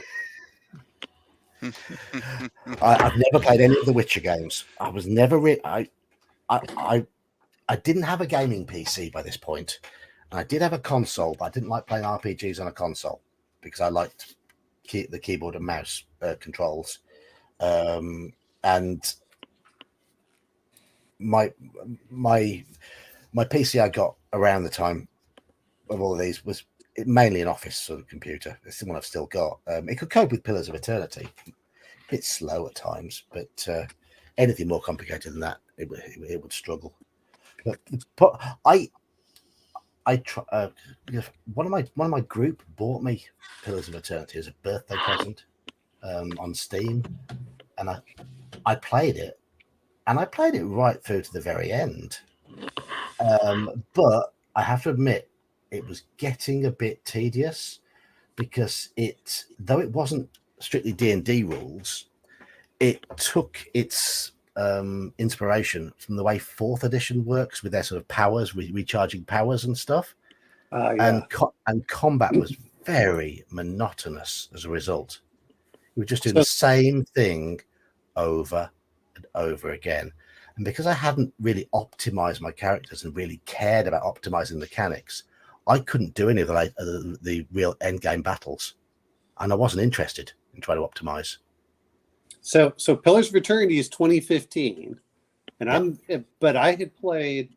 Now, to be fair, I came back. So we're talking 2019. I came back, bought a nice computer. Like, all right, I'm going to play some of these games that I haven't played before, and I decided to go play Witcher 1 and 2, and 3 was on sale as well. So we're doing one of those Steam sales, and we're now in the I guess the later 2000, I guess in the 2010s or so. Witcher 1 was I enjoyed it. Witcher 2 I liked, but Witcher 3 really went that next level, and that's like 2017 where we talk about all the side quests and everything. And I think that was the depth of the game. It did everything right, and there's a reason that everyone lauds how great that game is. Did you play PC or console? I play it on PC. Now, to be fair, I bought a controller just, because it doesn't bother me too much. I thoroughly enjoyed it. It was one of those games that when I actually finished it, I felt genuinely sad. Like you kind of feel like it's over. And you're like, wow, it's over. And it's a great game, but I've never really gone back to it. But it did hit every mark that I wanted out of an RPG.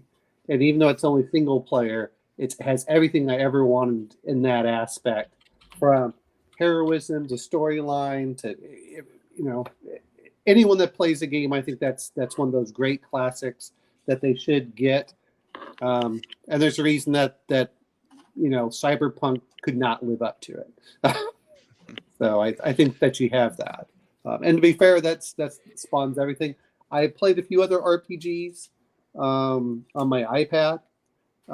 Very similar, you grab stuff, you go here, you explore, and I enjoyed them. They're okay, but at the end of the day, I still want human interaction, and games are just never going to replace that. That is true. That is true. Yeah, we've ventured into the territory where I stopped playing computer RPGs pretty much entirely. And it's nice to see a few more people coming into chat now, because you chatted gone a bit quieter.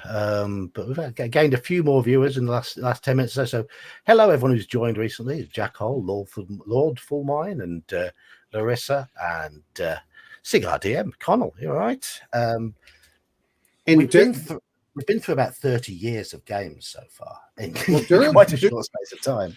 Well, wait a minute. Well, we're talking about the highlights. Well, Duralumin mentions a good thing. EverQuest. You know what?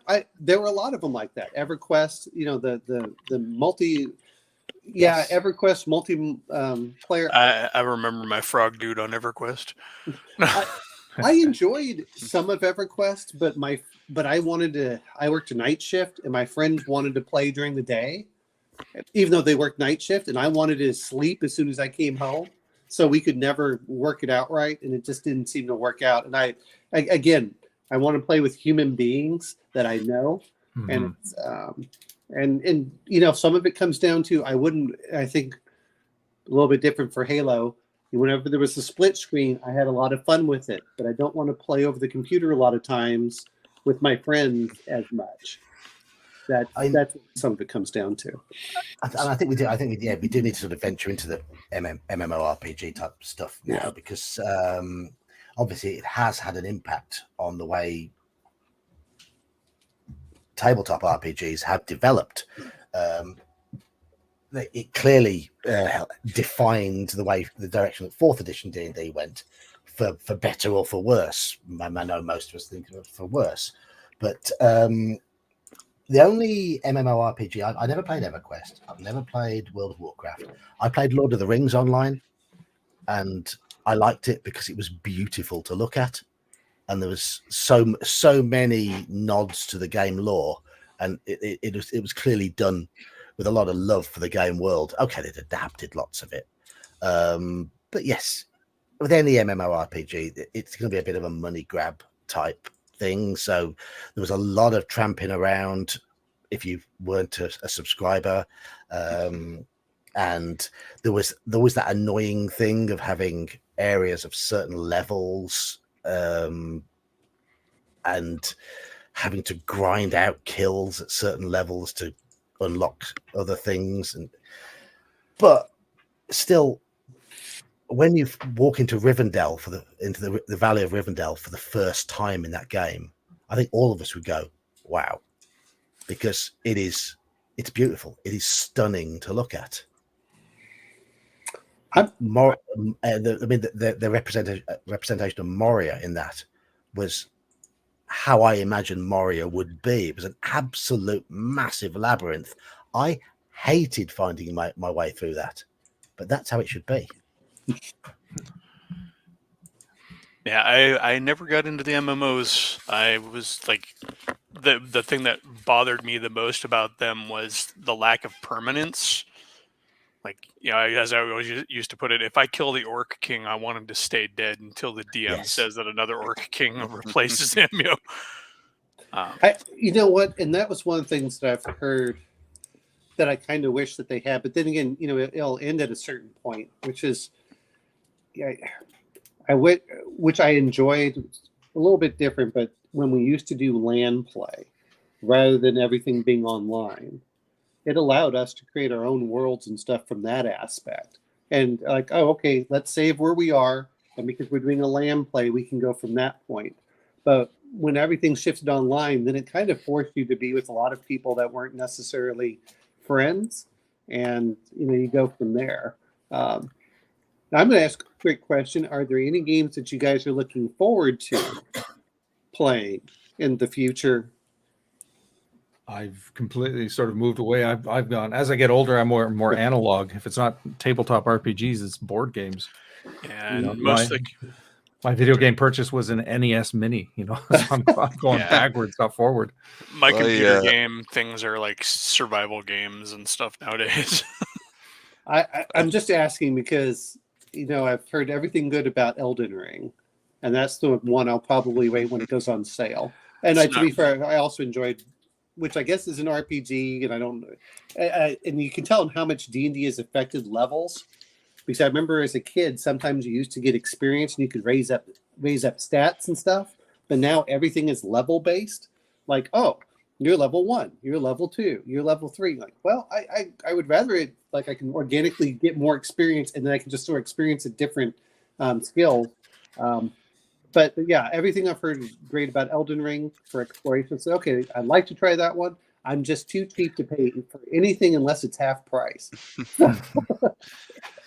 I mean, I would say there's nothing I'm really looking forward to, simply because as Major's Musings said, I don't really play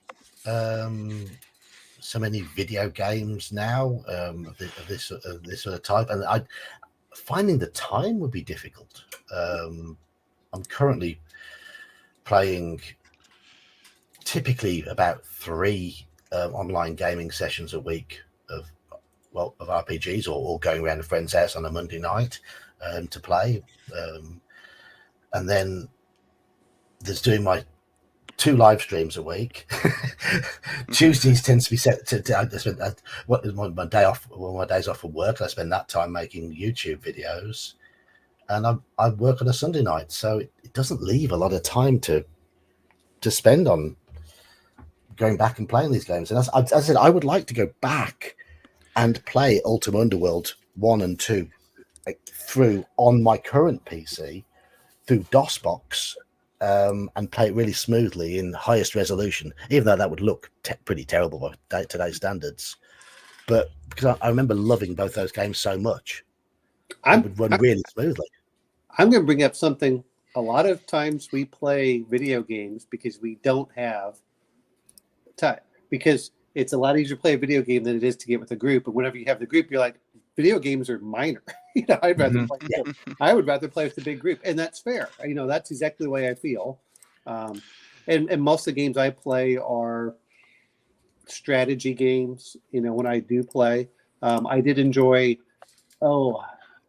Shadow over Mordor, and they're kind of adventure, things. Yes, you can get up in levels. Yes, you can get additional skills. They're a lot of fun to look at, but that it's not quite the same as when you're with a group and you're like, I just made second level, I made first level. You kind of take it for granted. And the other part is maybe it's because you can power through for 16 hours straight. But when you're in a role-playing game, you're not a lot of times. You're going through 4 hours. And so you have a limited, your advancement is limited by, it may, even if it takes you the same amount of hours, it takes weeks in real world, so you appreciate it more instead of just burning out. But that 4 hours is infinitely more satisfying. Yes. Well, and I'll be honest, is when I get into a game to play it, especially during the Christmas season when I'm pretty much alone, I will play for 12 hours straight, just powering through for all those days. Yeah, I was gonna say, well, I was thinking when you were talking about upcoming games that you were going to bring up the Witcher 1 remake, because last Christmas I finally got around to playing Witcher 3, and like you, really enjoyed it. And I'm kind of debating this Christmas while my wife is away. Do I just replay Witcher 3? Pam-param, pam-param. Well, there's the other side of it too. A game comes up that's good and you get sucked into it. I can't speak for you guys, but I become compulsive, and it's like it consumes me, and I get nothing else done, and then I feel like absolute garbage. I already waste enough time not painting all my miniatures and not building all my terrain and not preparing for my games and not playing with other people. well, and I, when I was in college, my friend did this because it was spring break, and I didn't go home because I was in my 30s when I went back to college, and so I would just stay around. And he's like, "Here, because they moved me out of the dorm, can you just watch my stuff?" So he bring it over, and so he had his PS5 or PS2 or whatever it was, and he had a role playing game. Like, all right, since I got nothing else to do. 80 hours later, after I finished it, it's complete crap. I hated playing the game, yet I had to finish the damn thing. And I said, okay, that's compulsive, and that's the thing I'm worried about is, that I don't want to buy a game that I will not enjoy. And I think that's, especially if I'm going to be putting 80 to 100 hours in it, which sounds like a lot, but that might only take me, 5 days. You get me a game where I can build stuff and talk about compulsive. Like, my wife and I both picked up Conan Exiles when it came out, and went so far as to set up a server so we could play with all of our friends persistently and stuff like that. And she'd go ahead and like mine all these materials and stuff all day, and I'd come in and learn like an hour and use it all up, building this gigantic fortress for the two of us just because I could build. I'm like, and see that part back there? That's where our pretend villagers live, because it all had to be realistic and like have verisimilitude. I'm like, and there's the market square with like nobody in it. Well, the other part is what I'd like to do. It's like playing with Legos. No, you're exactly right. Is, and it's kind of hard because I do have, what is it, Dungeon Craft, and a couple of other ones. And then they had on Humble Bundle, you could buy it for like $30. Tons of the campaign cartographer, and I just want to sit down and create the map. But do I really want to learn that when I could really learn like AutoCAD for my job? Campaign cartographer is just overkill for what you're going to do with it. I know people like, oh, it's so good. You have all these tools. I'm like, and how many of them do you use? Like 5? I tried to learn it, but I downloaded the demo for it, and I would have shelled out £30, whatever it was for the full version at that point, if the demo hadn't kept crashing on me. I have been able to achieve everything I need with Wonderdraft. Well, and Wonderdraft has the advantage because it is so good for being simple. I think I like Dungeon Draft, the other version a little bit for the dungeon aspect. I like that one as well. Yeah, Dungeon Draft's good, and they both have the ability to download assets. But yeah, well, I just meant that Campaign Cartographer has a lot of stuff that I like for different styles as well. But you're right, it is like learning AutoCAD, and I don't want to learn AutoCAD at work. even though I should. I don't want to learn that at work, and now I want to come home and learn campaign cartographer that's going to require me just as many hours to invest. There's also like needing to upgrade my machine. Like my buddy keeps bugging me. He's like, you should just stop doing physical sculpts and start doing digital sculpts. That's the thing, because he's a big 3D printer. I'm like, all right, are you gonna buy me a PC and teach me Maya? Yeah, it's like I can't. I don't have that skill set or the equipment. I mean, I have a pretty good computer, and I did upgrade the card and the power supply. I'm like, that's good enough for me. And you're right, 3D. And I went, do I have more room for it?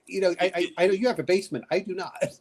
I would love to. I would love to be able to do it, but it's again, do I want to put all the time into learning that? I mean, maybe I should, but This is how sad I am with my computer's slow, so it doesn't record my screen very well to make videos.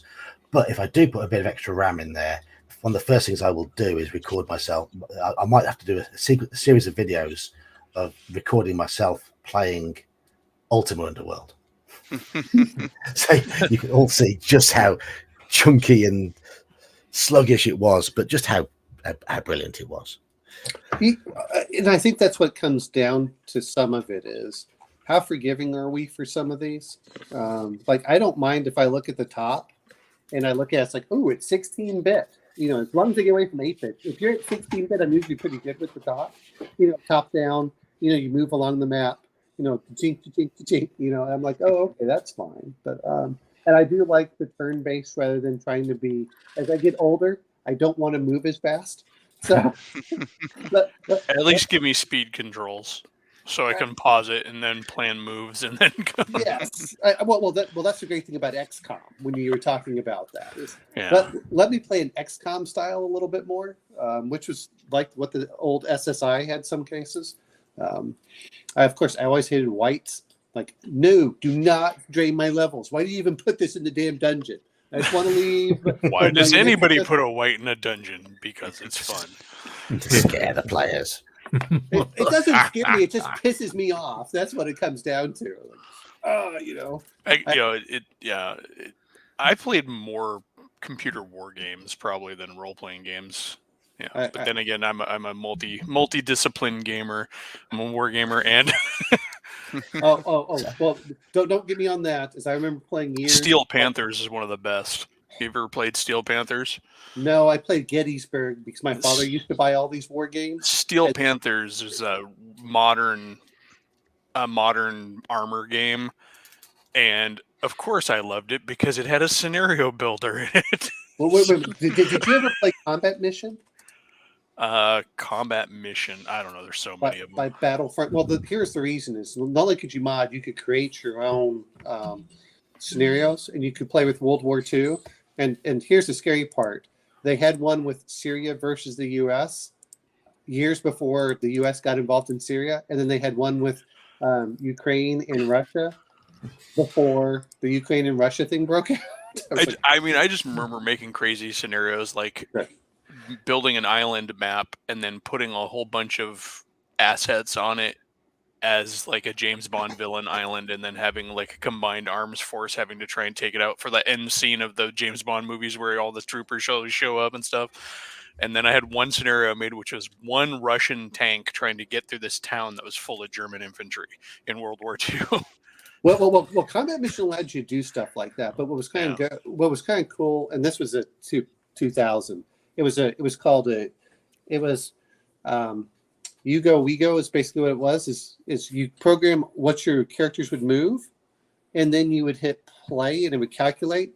And for the next minute, it would use its own AI to sometimes determine what the things would do while it's trying to follow your order.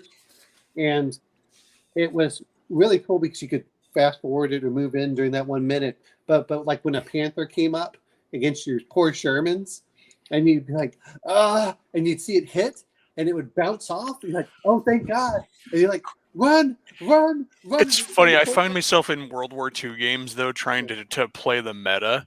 I'm like, it's a Panther. Okay, cool. Let's retreat through the mud and see if we can get it stuck and broke down. How accurate is this game? No. Combat Mission did that. Combat Mission did that crap. So sometimes you'd be like sending it across, and if you weren't careful, because it might say like rainy, is all of a sudden like you become immobilized. You're like, oh, But yeah, it was really cool that I enjoyed it at that time. Anyway, We're way off having- target. yes. Yeah. having been through 40 years of computer games, then have any of you used material from a computer RPG in a tabletop game? Yes, but I can't think of any examples off the top of my head. I know I have. I just, yeah, I'm the same way. Like, I can't really. Well, I don't know if Duralumin's still in chat at the moment, but he's playing in one of my MERP games, and I will admit now that they were in stock in the Eastern Shire, and I will say now that I got the idea of the stock tower, and the name of the inn in stock, the Golden Perch, directly from Lord of the Rings Online. And my first inclination there was to try and recreate the map of stock from Lord of the Rings Online in Incarnate to use in that, but I didn't find a top-down representation of that map that I could transfer across. So I just sort of adapted what I remembered. So yeah, I'll freely admit to plundering computer games for Well, I tabletop plunder games. everything else, so I have to imagine I've plundered video games I've played. So I do think that I probably subconsciously steal as much from that as I can, or at least for the feel. The other thing is, and you want to talk about taking things from games, the music for a lot of the games is just fantastic, and it's hours and hours long. I bought the Skyrim soundtrack a number of years ago. It's 4 discs. It's huge, but it's great. There's a game we haven't mentioned, Skyrim. Yeah, I've lost Skyrim. many hours to that one. The Witcher. Everyone's familiar with that one. I've pulled that one off. But one of the reasons I like scores and soundtracks is usually they fit very well with the D&D game as background music. And then the trick is, like you're talking with 4 discs, is making sure that you get the one that has the creepy sound for this, and the creepy sound for this. But since I'm on my father's account, because he has a family account, and there's only 4 of us total, I'm like on his accounts. It's like, oh, I just go over on Apple Music and look, they have everything for Skyrim. They have everything for this. I switch off background music whenever possible. Well, I know that you have a problem there. I do, yes. John, yes. but You need therapy. You have a problem. The music is awesome. but I have to play with music. I like the background sounds. If I just hear stuff in the background without the music, I feel like I'm getting I feel very alone. I'm like, oh, I'd just rather go outside and where I can hear like actual stuff going on. I don't want to hear stuff going on. I like to just headphones on, shut the world out. What about, and I'm not sure if they exactly count as RPGs because they are kind of the adventure game. What about the horror games that you have to wander through and find things? So those can be pretty good. I know there was one Call of Cthulhu one where they pretty much built the Chaosium system right into it, but it ended up being really light. Ultimately, I guess the choices you made on your character development had like very little effect on the game. Wasn't that there was the Call of Cthulhu one that was coming out, and then that kind of didn't land so well, but then there was another one called something slightly different, which wasn't officially Call of Cthulhu, but did it better. Yeah, and it was than the almost Call a of very Cthulhu similar one. storyline too. Yeah. We had a deluge of Call of Cthulhu stuff because it all went public domain of Cthulhu stuff in general. Because It's been 75 years yet? Yeah, Lovecraft stuff at least is public domain. Yeah, well, Lovecraft. His contemporaries maybe not, but well, Lovecraft and Howard aren't held to the 75-year standard. They're held. Because they died prior to the change in the law, right? Yes. And Disney looks like it may lose Winnie the Pooh. Interestingly enough, so But since they can't sell to China, it doesn't matter. But the other ones, I'm thinking are a little bit different. What about all of the? And I know that we have PDFs, but what about all of the interactive stuff that was brought out, whether it was for D&D, Forgotten Realms, and things like that? Have you all used any of that for your games? It's just like I have somewhere, I guess it's from the late 90s, where you could get all of the Forgotten Realms along with the maps and everything else on a CD that will let you do I'm going to go to this area. Let me go look up, and it has all of the text and everything from the books. I haven't. I'm aware of its existence, but I'm very much a physical books person for that sort of stuff wherever possible. Well, I was thinking about also Traveler in the Wiki that they have for their stuff as well. Oh yeah, I mean, I use the Lord of the Rings wiki extensively. It's so much quicker to look things up on there than it is to plow through a lot of the Merc books I've got, because the indexes aren't always that great. I do try and, I mean, when in that Arnor video I did the other day, I hadn't got far enough into the Arnor book to find that this revised map of the town I was using existed. I found it online, and then it credited it in the online place from the Arnor book, and then I discovered it was at the back of the Arnor book, because that book is 400 odd pages. I was like, oh, that's so much better than the one that was in Lost Realm of Cardolan. I'll use that one instead. But I found that through a Lord of the Rings wiki page on the internet, and that's where I got a lot of my covers and pictures from for my videos, to be honest, as well. I mean, for me, I like I know we're going a little bit off here. I like having PDF so I can do quick searches, or I can put on my iPad to look. But I want a physical book because I actually enjoy the tactile aspect, and I use it to relax in certain things. So it's not that. Plus, it puts less wear and tear because I'm not opening up when I'm playing a game. But when sometimes I just want to get away from the computer. I'm like, all right, now I can sit down and I can read Dungeon Crawl Classics or whatever in my hand and flip through it and just enjoy the physical aspect. But I was just checking on, things like that, on how much people have used or enjoyed those tools that came out for Dungeons and Dragons or things. I never had any of the ones on disc, but if they've been put online since, I may well have plundered them, there. Because I used the CD-ROM core rules when I ran my second Ed game. That was quite handy, because I used they're verboten to you, Geek, but the player's options. Ooh. And you needed that program. Boy, did it make it so much of a different process. You get the same response as Omanal got to his music one. I mean, slightly not even the power of the 2E CD-ROMs, but I've mentioned before I do have a soft spot for the first quest and the associated audio CD box sets. I really love the because it's nice, you're trying to pitch D&D to people who might not have played it before. If you're feeling awkward, here's a CD track of, well, it doesn't really explain the room. It's usually some sort of narrative thing where you're showing your lack of age here, aren't you, with this first quest thing? Because it would have come out when the rest of us were probably well into AD&D, and you were just a bairn, weren't you, at that time? Yeah, but it has been mentioned on the stream before. Other people have enjoyed First Quest, so yeah. And it was there for that purpose. Yeah, but yeah, I have run at least one of the adventures converted to 5e just so we could all have a laugh about the audio tracks, which people have helpfully uploaded to YouTube if you search for them. No, I'm not one for audio tracks when it comes to game. And you all know why. I can't concentrate with this audio track. I got to use one pretty effectively Monday when I had the final showdown with the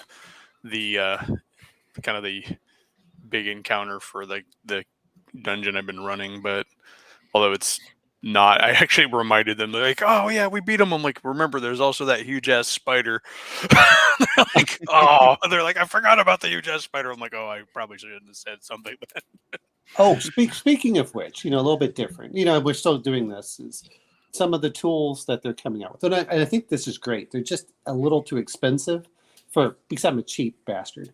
Anyway, it's stuff like Sirenscape, where you can actually put in the background noises of wherever you go, or if anyone's actually looked at, I know that they've done it with what is it, Dungeon Drafts and a few others, where if you're online running through a virtual tabletop, that as you move around, you can hear different background sounds through the map. Have any of you all used that? I haven't, but I don't need like dynamic lighting and everything like that. And dynamic sound. I think that's a little too far.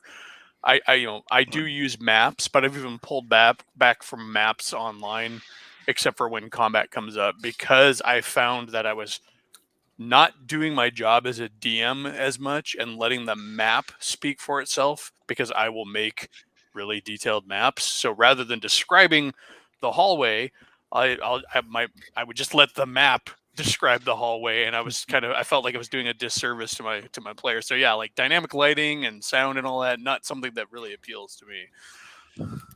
Yeah, I did almost fall down the Roll20 rabbit hole, and then when I was doing like one shots, it almost felt like I was doing more prep, like setting up maps and dynamic lighting and stuff, than I was actually worried about the adventure. So It really does add to the workload. yeah. And I'm lazy, and I'm starting to get, and I have some spare income. I'm kind of going, I'll grab what other people do and not have to do it for myself. Well, that's why I like Owlbear Rodeo. I can like, oh, there's a cool Dyson map, and I'll just use that. I use Foundry for some of that, and they have a lot of free maps out there as well. And that's why I was just curious, not necessarily that you guys are creating them, but have you used them for your virtual tabletops as much? As I'm still stuck in virtual land, yes. I have to admit, I get obsessed with like token border colors. It really pisses me off. Like when you leave players to do their own tokens, they'll all make different border colors, and I like things to be consistent. So like all PCs have to have a border of one color, NPCs a different one, monsters a different one. Well, see, I know that, and I'm going to bring this up, is I know Free League, for a lot of their stuff, if you buy it from them, and usually I usually buy it whenever they have their 50% off sales in July. I'm like, the virtual tabletop's only like $4 more. Yeah, okay, I'll do that. So I get it all in there, and they give you the maps and everything that's part of the adventure. So I was just curious for that aspect. And now Forbidden Lands, of course, has a lot of that. And then I'm going, man, how much do I really want to prep for this virtual tabletop? And I really want to be a player on Foundry to see how it works from that side first, and then I'll go over and switch. But I have not liked Roll20 that much. It's you can definitely feel it's very dated, and they really haven't put a lot of work into optimizing their code. Oh, got it. I'm just trying to share I was just while we're talking about, I was just trying to share a screen. I found an image of my first ever. I don't know if anyone can see this. Is it coming through? That's that. Oh, here we go. I'm going to add it now. Come on. Oh, okay. Yeah, it's The up. Dungeon Master. There we go. That was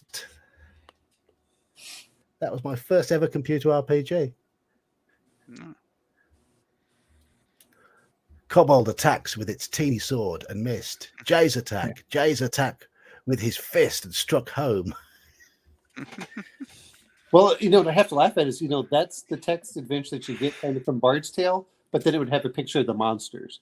So, that was and same thing with Wizardry. They all followed that. And then some of them would start having it where it had like the arm would move just a little bit. So it had a couple of, like, all right. Or the graphic would just get closer to you. Yeah. So that was the other one. Yeah. With a little like comic book style smack graphic or something. Like, I've seen that they've got a tape image on there. Oh, do I get a Spectrum emulator and download it? Oh, stop, John! Stop! Oh no. Okay, go ahead and close it out right Yeah. now before you screw yourself. No, it's the. You got It's like Right. everyone's been on best behavior. Why did the stream get demonetized this time? Oh, about 2 hours in, the old geek endorsed getting an emulator and downloading a ROM. No. Shut it down. Hold it. To be fair, I did see that it said it did have a price on it, so no. But yeah, It was originally. I'm sure it'd be abandonware now, but Sure. I'm guessing that would have been its original. But I will say as much as I have enjoyed looking at the modules that are pre-done for like Alien and stuff. It's just for creating it, I'm going, do I really want to do it? It's just like the Goodman Games OAR stuff. I'm kind of frustrated that TSR did not allow Goodman Games to do the PDFs. The PDFs and then a virtual tabletop. I think they could have both shared in that. I understand for the revenue, because that would have been really nice, I think, in my opinion. It's like, oh, okay, I can do this or I can do that instead of trying to go somewhere else to steal it. yeah, I was out hunting for decent graphics for a Borderlands campaign for things. I'm like, can I find any cool updated maps? And I kept finding them. I'm like, yeah, it's updated and it's colorful, but I kind of still prefer the original. Yeah, I do that's miss nostalgia as well, though, isn't it?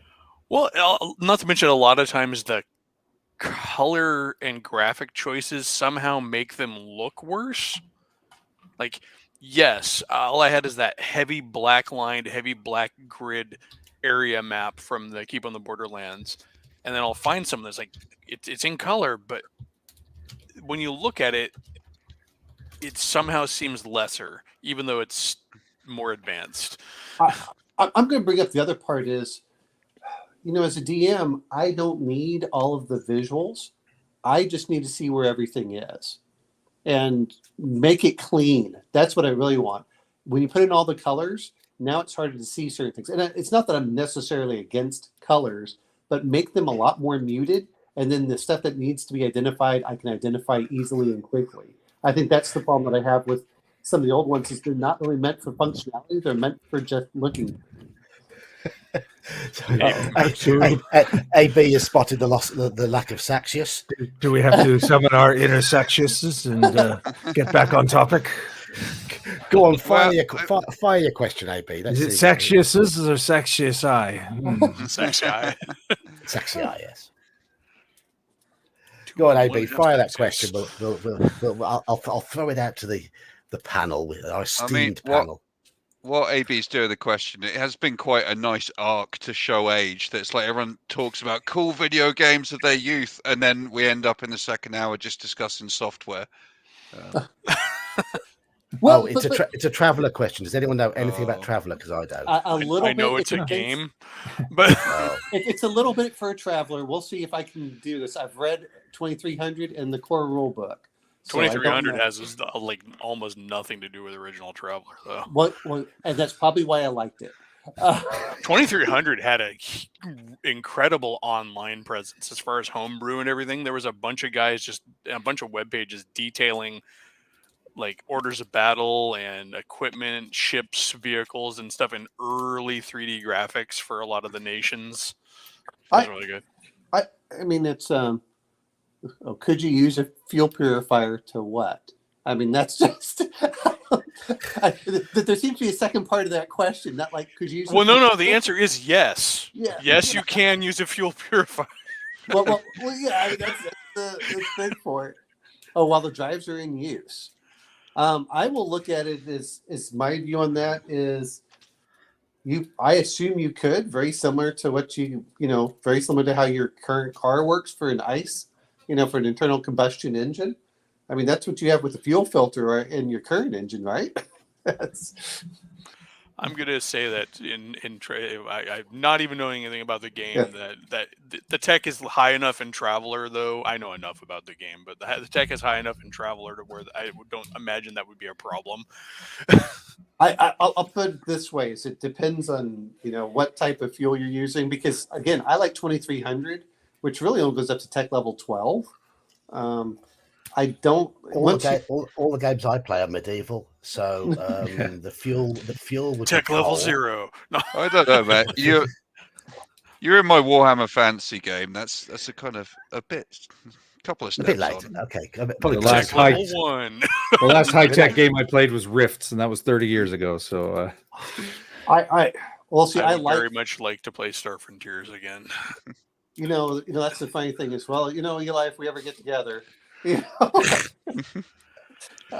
Well, I have lots of time. I may just have to bite the bullet and say, well, clearly real people to play with. In-person people, real people. You're all real people. No, you're all complex AIs. But you know what I mean? Just run more virtual games. The thing is, I think part of the love I have to Star Frontiers was because it had the little chits that you can move across the board, and that's one that really seems that would do well under a virtual tabletop. Star Frontiers, if I can wax nostalgic for it, is for like one reason I really liked it and never got into Traveler. Besides that, is Star Frontiers was like Traveler in that it tried to present a pretty gritty science fiction setting, but it still had the fun there. It was like Traveler if Traveler believed in fun. Well, and I've said with Traveler, from my opinion, is for Traveler, is I never found it anywhere I went until much later, until by the time that Star Frontiers had come and gone, unfortunately. But I enjoyed Star Frontiers because it came in the box. It was fully self-contained. The module I thought was compelling, which helped. When Nighthawks came out, that allowed me to build up my own stuff, which I thought was really cool. I remember my friends going crazy over just trading goods back and forth in Nighthawks. It's like, oh, we're going to ship this load of lapis lazuli to planet blah, blah, blah, where it sells for da-da-da. And I'm like, have fun. When do I get to go pew-pew? But I think that Star Frontiers also kept the pulp stuff. And the other part I loved about Star Frontiers is I can change my laser rifle from like 1d10 damage to 20 D10 damage. Eclipse with adjustable settings. Yep. Yes. I mean, that was part of what I loved about that aspect. And then when you're like running at like, I also like the fact that they had that kind of, it's like, okay, you had the Eclipse in the gun, or you could have the belt pack, power pack, or the whole ass backpack power pack. I'm completely lost because I've never played this game. No, it's a nice middle ground. It's not as out there as Star Wars, because you really have only 5 spacefaring races, including if you get into the later stuff, you have 8, and it's a pretty small section of space that you're bouncing around at. So there were 16 worlds or something like that. Well, no, the Frontier is a lot bigger than that. There were 16 on that first map, because that was just the starter area. Well, no. I mean, there were like 16 worlds of the core worlds. Then you had other worlds that you could go explore. Also, the weird thing was that it had humans in it, but they weren't from Earth. They're just like parallel evolved in another galaxy. But what I liked about it was combat was fairly fast. It didn't feel. Oh yeah. And to be fair, by my understanding, the old version of Traveler is different than the current version. And I like the current version. Old version of Traveler, I just watched a thing on it, and they were talking about how they had dynamic initiative, where your initiative would change based on stuff that happened in the turn. Like, you missed with your attack. Now your next attack, your next initiative is further on, or I disrupted your attack. But it's like, no.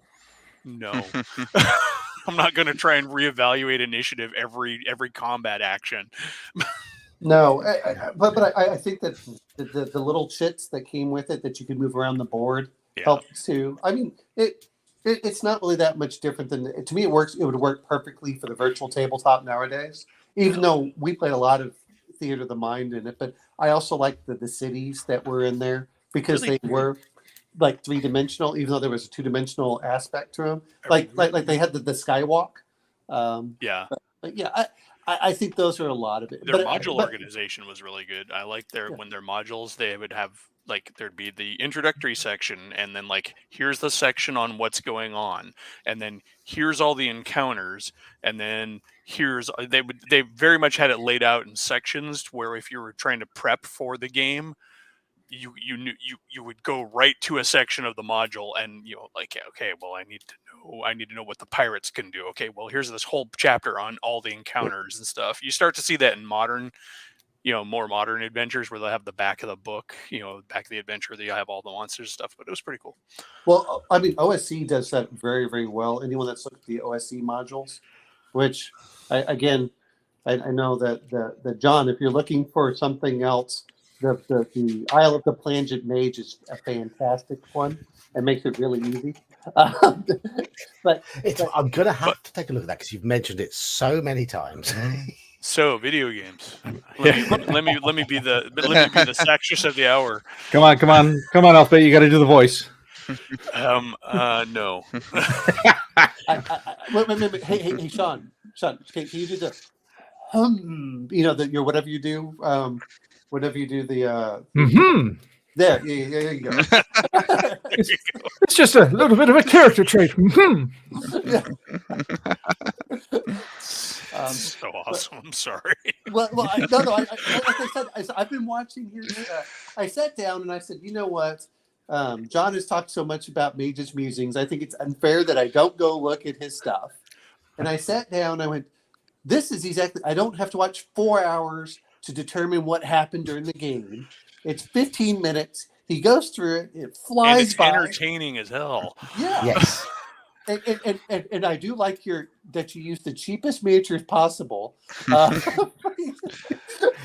That's because that's what I actually use. This is what I have on hand. What's funny is like when I first reached out to Mage's Musings, like outside of the stream, I like quizzed him all and stuff. Like, are you a professional puppeteer? Do you have a background in puppetry? Like, because I'm like, it is good not to like sound like too much of a fanboy, but hey, I'll take that bullet.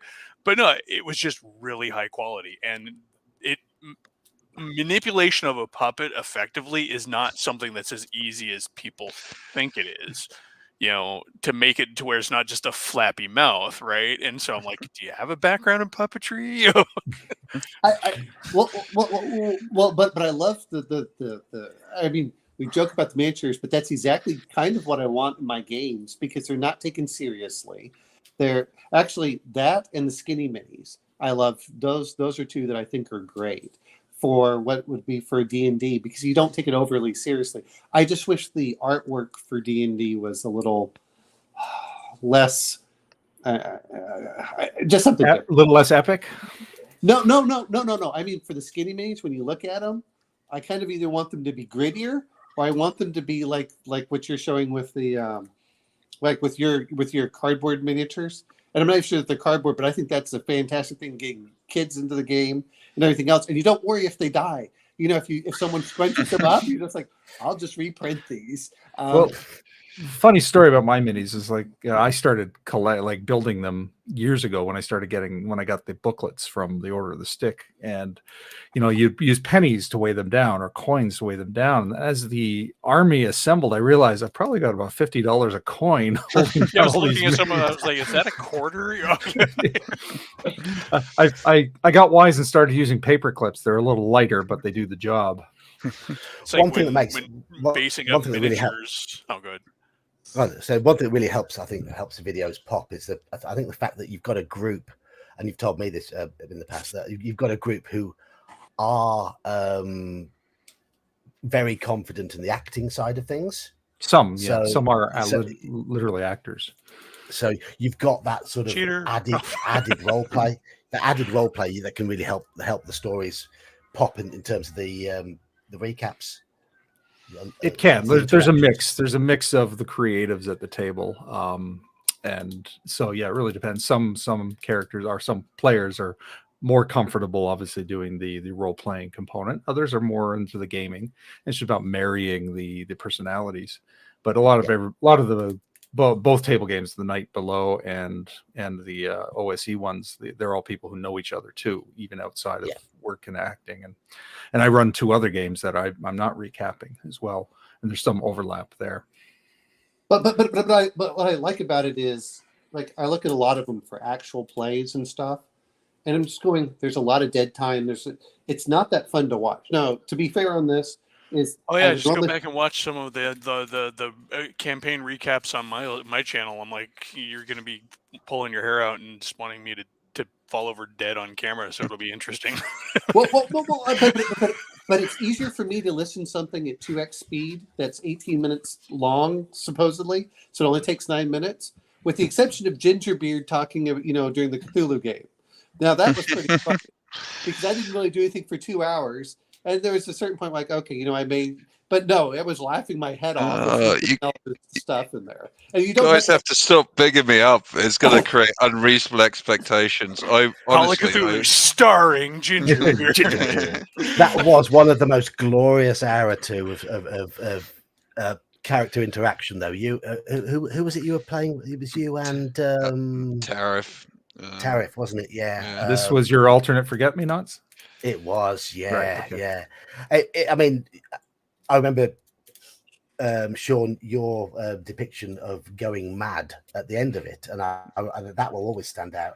But there was this interplay between Gingerbeard and Tariff, and as I say, Omenal was sat out waiting to find out his character's fate, basically.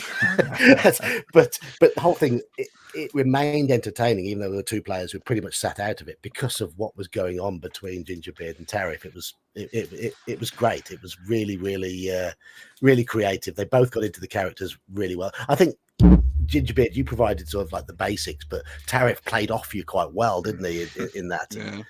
It's more than that. It was like listening to the old sitcoms where 2 players were going off stuff. It was not a horror game at that point. It was sitting back and I don't want to. It was better than this because it would turn me off for this. It was like watching, if anyone watched Scary Movie and laughed their head off. It was kind of like that kind of interplay going on. It's just like, I can't believe he just said that. Oh, that's hilarious. That's what it came out to be. And I went, for a horror game, it's very easy to watch all your stats like, oh my God, I might lose my character. But in this one, when he said, oh, thank God there's not a mirror, I don't get to see Cliff's, I was like, oh, yes. Talking about how ugly Cliff's character was. No, I'm sorry, that Cliff was the character. But yeah, that's just the one line, but it was a bunch of one-liners all through. That's what made it so much fun. And something we discussed last night, Gingerbeard, was the possibility of you writing down what goes on in our Warhammer game. I'd be very happy to record that if you were to give me a little script to go from. Yeah, all right, okay. I'll work on it over the weekends. Although, I've got some housework to do, but because there are some amusing moments and quips in that as well. That's pick it up, and it was good. Again, sorry, like Saxius is probably there, like on his deathbed, like coughing his lungs out. Must get to the computer. He's like halfway across the room on the floor, crawling. Well, I mean, I think like, where's the override? I'm half expecting to see him appear in Warhammer session in the waiting room. He's going to show up and go, you guys are way off topic here. I'm here to put you back on track. It never happened again. I don't care if I'm dying. It'll be, you're on track. All your infractions. And Mage's Musings, for imitating me, I'm coming for him. There can be only one. He's making a spreadsheet of how much time everyone is spending off topic. He's going to make some sort of pivot. And then he's going to tax us because he really likes the economics too. No. Anyway, you were saying, Gingerbeard. Yeah, so like the little post game chat yesterday after the Warhammer Fantasy session kind of made me realise that I think it's working, and kind of my attitude towards Warhammer Fantasy is flipped now, and now I'm just thinking it's more I think it was Malal who said like he enjoyed the investigative part, and it's like, yeah, actually, it's more of like a Call of Cthulhu investigative game. Apart from sometimes there is combat and you can throw down. Yeah, But like Call of Cthulhu, though, because I've read the rules for it, it's still one of those games where you don't want to fight if you can avoid it, because it's not going to go well. It's because it's been drummed into us just how deadly combat is, so we're going to try and avoid it. If only D&D players could take that lesson. No, they all think they're invulnerable, even in AD&D. I remember, kick down the door, kill the 80 kobolds. They're only kobolds, but there's 80 of them. Well, to be fair, that's true once you hit 4th or 5th level. On 1st level, it's like, my character can die for, one. Said no wizard anywhere. Well, no. No, what I'm talking about is like if you look at the old basic, because I know you're using OSE there. Hit points for fighter 1d8. You're like, and what? Let's Constitution bonus. Come on, let's. Damage by sword 1d8. Yeah, exactly. It creates a lot of big differences in that of it's one of the maybe creeps I'm up one there. Oh, sorry. You gotta love that online leg. One of the things that always bugs me about 5th edition is the creep in, like everything's made to take at least 2 hits now. Yeah, it's like there's no killing something in 1 hit. Sean, how many characters have died in your game? Because I'm just trying to go through the recap, and you've gone beyond like I think the number of fingers I have. About 17 or 18. I have a running track. On his OSE game, it's kind of like, and so makes 3rd level, and they're like, oh. Well, and I'm playing it straight up, like, and I mean, obviously this isn't represented in the show, but at the table, the dice are right out in front. Everybody sees everything, so they know. I stopped rolling behind the screen a while ago when I was playing at the table, because while I don't tend to do a lot of fudging, I also want the players to know that it's not me. It's not me. Yes, the ogre just criticaled you because it's not me. It's one thing I hate about running through D&D Beyond. I wish I could show my dice to the player, like there was a function to show the DM's dice to the player. I roll all combat out in the open, but there are quite a few things I will roll behind the screen, such as I will roll, if I'm playing 5e, for example, I will roll perception checks on behalf of the characters. I will roll most knowledge stuff on behalf of the characters and narrate it. But combat is all done out in the open as far as I'm concerned. Yeah. There are some rolls you do behind the screen for whatever reason, but I keep them to an absolute minimum. Even thieving skills, more often than not, I let the player roll, because if it's in a case where they're planning to attack right away, it's like, okay, go ahead and roll it, because you'll see right away whether you're spotted or not. And I do thieving skills in a way that it's like, okay, you roll. If for OSE, if you succeed, you gain surprise. If you fail, you still have a surprise chance, right? And right. So roll both the surprise and the thieving skill dice, and see what you get. Are your characters rolling 1st level for hit points, or do you give them a maximum? I make them roll, but there's an optional rule in the OSE book that says if they roll a 1 or 2, they get a reroll. So it's like, no, by the book, if you get a 1 or 2, keep rerolling, but that's 1st level only. So John, I don't know if you've seen it, and Sean, I'm not sure if you're looking at this either. Did you get in the newest Kickstarter for OSE to get the all the books or not? I'm just curious. I did, yeah. That's part of what got me into it. I fell into an OSE game in February. I had no interest in OSE. I was strictly with my AD&D. I just happened to fall into an OSE game, and it's like kind of reminded me. It's like, what? Because I started with Beckme back in the 80s. Yeah.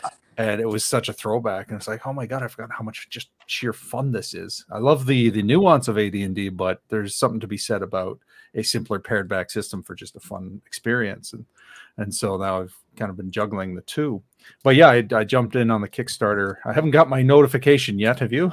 No, that's what I was just asking. I mean, I have all of the PDFs, but I have not gotten the books, and I would like to do that. Part of me wants to, and I hate saying, it's not that I hate saying this.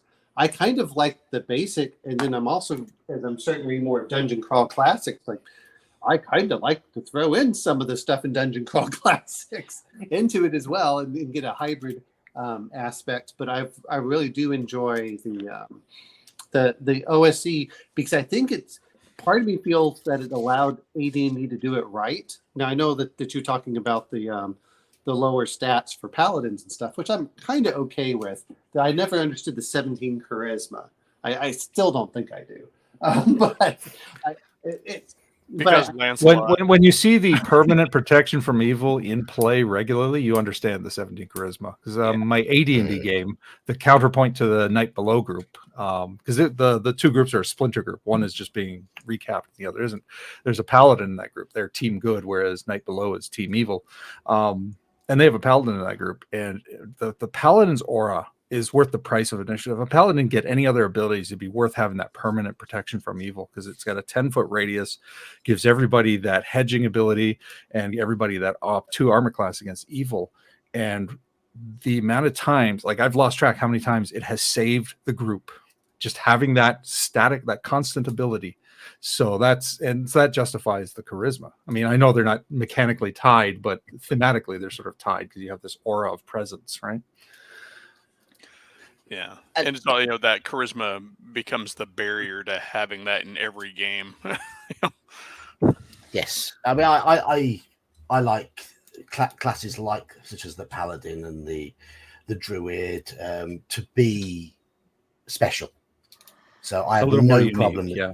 I have no problem with them having difficult stats to qualify for, because I don't want a whole party to be. I don't want the party to be ranger, paladin, illusionist, druid, monk, bard.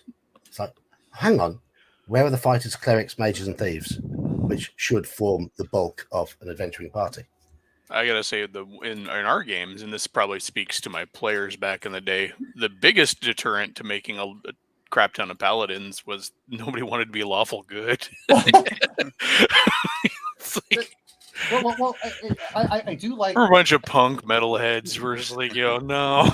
Well, see, what I've liked about Mage's Musings doing this is he only allows them to slowly open up those premier classes. I thought that was kind of a stroke of genius, having them unlock.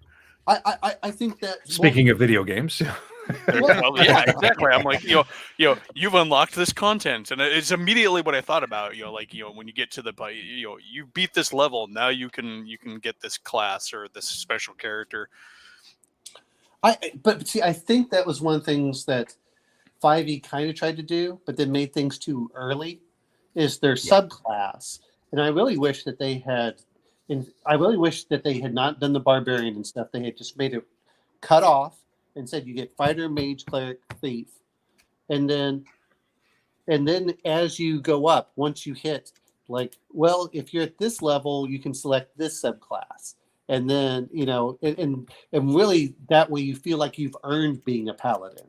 You feel like you've earned being a something else. But at third level, that's so low. I really get the sense that in 5th edition, they don't expect you to play through those first 3 levels much anymore after you've done it the first couple of times anyways. And they're of the philosophy that players should just be able to be what they want without the restriction.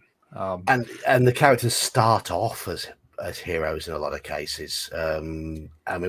We grew up with the game where you earn the status of being a hero, whereas in a lot of modern games, the expectation is you are heroes from the get-go. And I love it or loathe it. I loathe it. I much prefer those fragile lower levels where you're scratching around trying to find a purpose. I like that too, but it's different flavors of game is how I look at it nowadays. I've kind of trying to.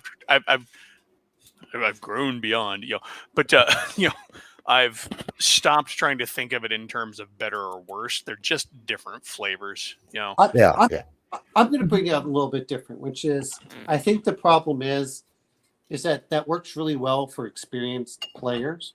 It's like, look, I'm tired of playing the first level character. I know what's been going on and everything else. It's a little bit more powerful. But I think part of the problem that you're getting is that you're getting these characters that are a bit more powerful, and the players are not really learning on how to use them properly. Yeah, you need to spend time at any given level. Absolutely. I mean, but to be honest, if you've been playing for years and years, first level, you kind of know what you're doing anyway. It's like, look, I can do this or this. All right, can we just move on? We would do that at our tables. We'll just sit there and say, all right, we're going to start at 7,000 XP. Yeah. Well, but I'm saying, but you first have to learn that. Yeah. Yeah, I'm sorry. AB's found what he needed. Yeah, like I said, I'm sorry about that, AB. And it depends. I think High Guard and what's the other one? And 2300 has a lot of the stuff for the ships. They have the aerospace engineer. It just depends which version you're using. But if you're using 1988, that's completely different than the others. And that's the problem with, I think, Travelers. Travelers had so many different iterations that you're like, well, which version? Well, D&D has had that too, to be fair. Warhammer Fantasy really hasn't. I mean, yes, there's some minor differences, but it still feels like Warhammer Fantasy's minor changes. It's not like having a whole new rule set. I can advise on Car Wars rules if you're designing Car Wars cars. But no, I like what you've done there, Mage's Musings, with bringing that up, and I'll slowly unlocking it because the player, as they keep going through and they survive and they die and they survive and they die.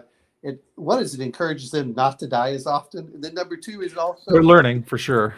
The other part is once you've learned D&D, and that basic, then it's okay to open up those higher level stuff.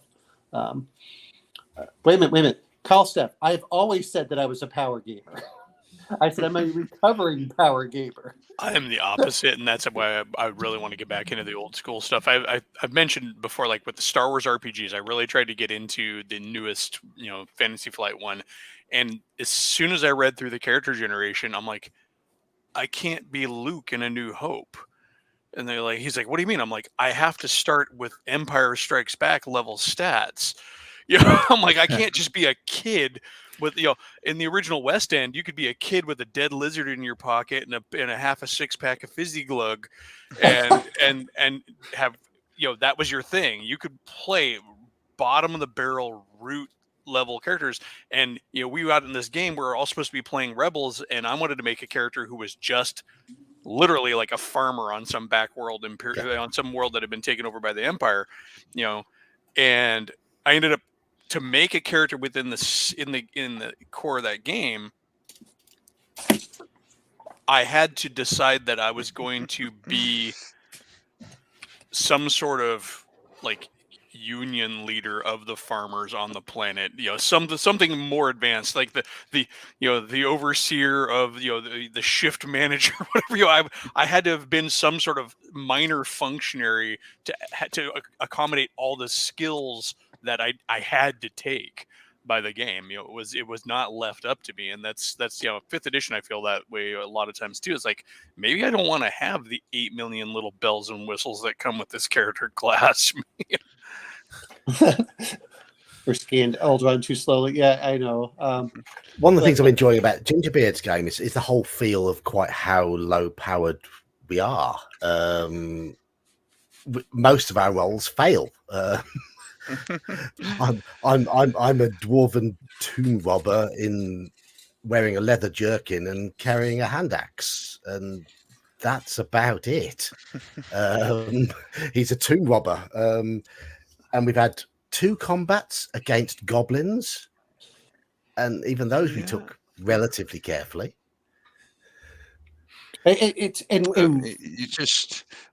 You went through an entire session yesterday where there were lots of potential for combat that you all skillfully avoided, knowing just how badly it could go. So, yeah. Well, that's true of let's compare 5th edition or modern games with old school. When you just look at the numbers, let's say old school essentials.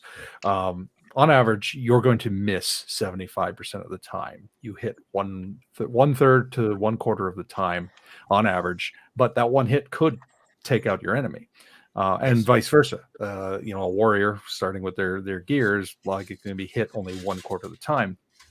Now, 5th edition changed those numbers so that you're hitting 2/3 of the time, but you have big bags of hit points, so you're not likely to be one-shotted.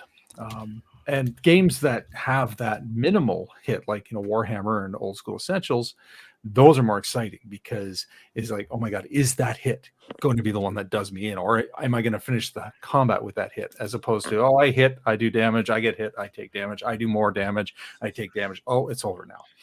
Yeah. In my Monday game, which is my 5th edition game, I call it my Monday game. It's like the only game I have right now. I used to have 2.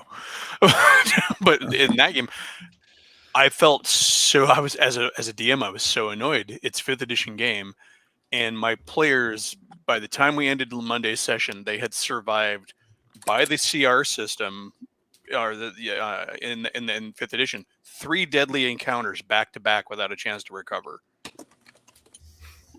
They should have been. How well did they survive? Like, did they scrape through that final one, or did they just own all One 3? character was down to 14 hit. There are 6 levels, so one character was down to 14 HP, but everybody else was about at half hit points.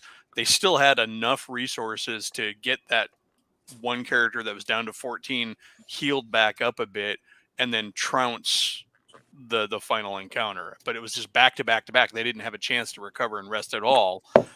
They did pull some resources out at the last minute that they've been sitting on for a while. But the fact that I had to put that much in there to even menace them was kind of a frustration, And that's not the first time.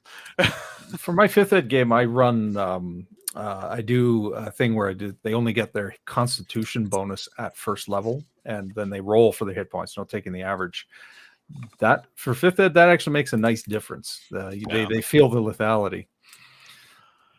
But I like it how you did. Oh, this character died. Oh, that character died. It was just like, holy. The contrived character introductions. But that's OSE. But but I enjoyed that. I mean, I like listening to that, and then you can really tell when players. And there is a huge leap between first and second level and the old one. So that's one of the things that comes down to it is the. Because a second level character is effectively twice as good as a first level character. One thing I haven't heard a lot of people speaking about old school stuff, because I've been trying to get people to play old school stuff with me for ages, within my circle. And I'm still struggling to find a good way to pitch old school play to newer players. Try this. I'm running an old school game and nothing else. Do you want to play? Yeah, and when I have pitched like, hey, I want to run an old school game, most people are like, no. And they just won't play. It's not like we don't have hungry gamers like we used to have, where you're just starved for games, because they're really like, okay, I'll just go play WoW instead. Yeah, they've got other easy sources of entertainment. Yeah, or I'll go down to the store and play Adventurers League or whatever. Yeah, it's been what I've been working. It's funny, my brother who does project management, I've been recruiting his skills. I'm like, all right, dude, how do I present old school gaming to people without being needlessly comparative, to other modern games, where it feels like I'm bagging on modern games? How do I sell the praises of old school gaming to people who may not necessarily buy into it? This is just my gut feeling for it, is because it is so lethal and it's hard to get people to accept that initially. I really think that this is where Dungeon Crawl Classics does it right with the 0 level character. It's not just a funnel. You get 4 characters. So if you lose 2 or 3 and they survive to the end, you have one. But now, because you've gone through that funnel, you kind of had that emotional tie to it. And you want to go like, oh, okay. You get a little bit of an emotional investment, but people also kind of enjoy that lethality, but they don't feel like, oh, if my character dies, they're just out of the game. And interestingly enough, though, lethality is one of the things that seems to be a turnoff to a lot of players that I talk to. Like, I don't want my characters just going to die in one hit. I guess I'm lucky with my group. They were quite easy to convert to old school stuff. I've said before, the method I used. I mean, I met them through playing 5th edition. I created a fairly story based, quite linear sort of campaign, to very 5th edition style, but with a bit of lethality to it. And I there were certainly several encounters I threw in there which were pretty old school in the fact that if they'd have gone in and taken them head on, they'd have been very, very dead. It was just forcing them to use their brains. But when that finished, what I did is I converted X2 Castle Amber and just threw them headlong into it, but then gave them the freedom to wander around that adventure with no thought whatsoever about balancing encounters. I left it all up to them. And at the end of it, I was like, "What do you think of that? What do you think of that style of adventure?" And they loved it. They absolutely loved it. I'm noticing with my friend, and he's been running 5e, which for the entire time, and the only time he's played anything besides that, I think he played a little 4e, but the only other time that he has ever played any game outside D&D is with me. And even I can tell right now, as a dungeon master, he's getting kind of tired of 5e because he's like, to make a challenge, I have to do this. He just feels like it's so hard to do that they're beginning to say, you know what, I want something a little bit more dangerous. I want something a little bit harder, and they want that sense of adventure a bit more. And I think that's I think it's easier to convert them because at least they understand a lot of the rules. And the advantage of OSE is it's so simple. They don't have to learn all of this detailed, complex stuff. Oh, I'm going to do this. I'm going to do this. No, you just tell me what you're going to do. I'm going to figure out what it is. Yeah. And I think OSE is really. That's the problem I think that happened with AD&D, and despite all of us loving AD&D and thinking that it was for, basic was for kiddies kind of thing, a lot of people, it still outsold 1E and 2E combined. That's what I thought was interesting, at least the core. And I went, go ahead. I was going to say, I still think that the big issue that with a lot of newer players have with old school stuff is a lot of assumed elements of a gameplay. They think it's going to be super lethal. They think it's going to be super clunky and slow moving. And there's this huge reputation that's been built up, partially reinforced by the OSR itself, that it's all combat. It's none of that hoity-toity feeling stuff and role play. And I'm like, which is complete bullshit, because I know back in our campaigns in the day, there was plenty of role playing and there were feels and we totally played the combat way back then because we were kids. It's like we want the action, we want the good stuff. Well, even at 10, 12, and 11, our characters were building relationships with NPCs and having friendships between the characters, and we were having stories come out of our games. And I think there's this perception by a lot of modern players that old D&D was nothing but like some sort of procedural elevated board game, and that's really all it is. It's just kick down door, kill monster, take treasure, and that's all it is. And and trying to get people to actually get into it and try to play it, I really feel like if people would play it, kind of like what happened with with Geek's group and and then some others I've heard, and I think with some of your younger players, Sean, that they played it and they liked it, but it's kind of like you've been trying really gourmet stuff and somebody presents you with just like a basic hamburger again, and you're like, well, can a basic hamburger be as good as this really awesome hamburger that I've been eating all this time? And then you bite into it and you're like, oh man, I remember hamburgers. Part of it is tempering expectations going in too. Yeah. And a lot of modern players are married to the notion of the story, and as opposed to the story that develops at the table, the story that everybody's created. So you're encouraged to come in with a massive backstory, and then you do so, and your character comes in and gets killed, you feel like crap. Whereas if you understand that your character could come in, don't write me an 8-page backstory. You could die out of the gate, have a bunch of characters in the stable ready to go. Going in with that, knowing that, it sort of softens the blow. Yeah, I don't remember ever getting upset over a character dying back in the day either. I remember actually it was kind of like that board game thing, or even that, early video game thing. Well, I lost my lives. I'm dead now. I got to start over. It was, and if you died epically, that was fun. I mean, yes, I have watched people get really pissed off or emotionally distraught, even back then, over their character dying. We had somebody leave a game. Now, I'm going to bring it a little bit different here. One is I found one shots the easiest way to get people initially into anything. They don't feel that they're obligated. I think that's part of the feeling there. If you say, hey, man, I just want to run one shot for a game, and we're just going to do it this night, and I had good luck trying to do one shot Fridays or whatever, is they didn't feel obligated in getting into there. And to be fair, I didn't feel obligated either. Then my friend said, oh, I'm going to do a one shot. And then it became a campaign. I'm like, stop. The idea was we're just going to do one shot so we can try out different systems or different ideas and everything else. But that was kind of the aspect for it, was let them try one game of OSE or I'm going to call it OSR, because to me, Dungeon Crawl Classics, I can take just about any of the modules and throw them into D&D as well. I like that. Is you can throw them in there and say, okay, let's see if you like it. Let's make sure it's only like a 4-hour aspect, and then move forward. You hand them characters, so they don't really have anything. You can handle, like a 1-page backstory. I say 1 page, like a one-line backstory.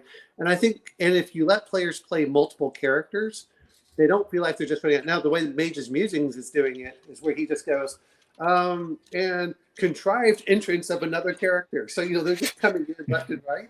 I'm okay. That's actually kind of fun, because players don't feel like they're sitting out. And that's the problem that I have with a lot of it is if you don't have that aspect, and this, I think, was the thing that we forget about is, when Gary Gygax was doing this and he was running a game every night and they had different players coming in all the time, you had multiple characters per person.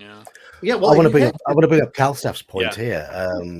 Simply this, because combat goes much faster in older games.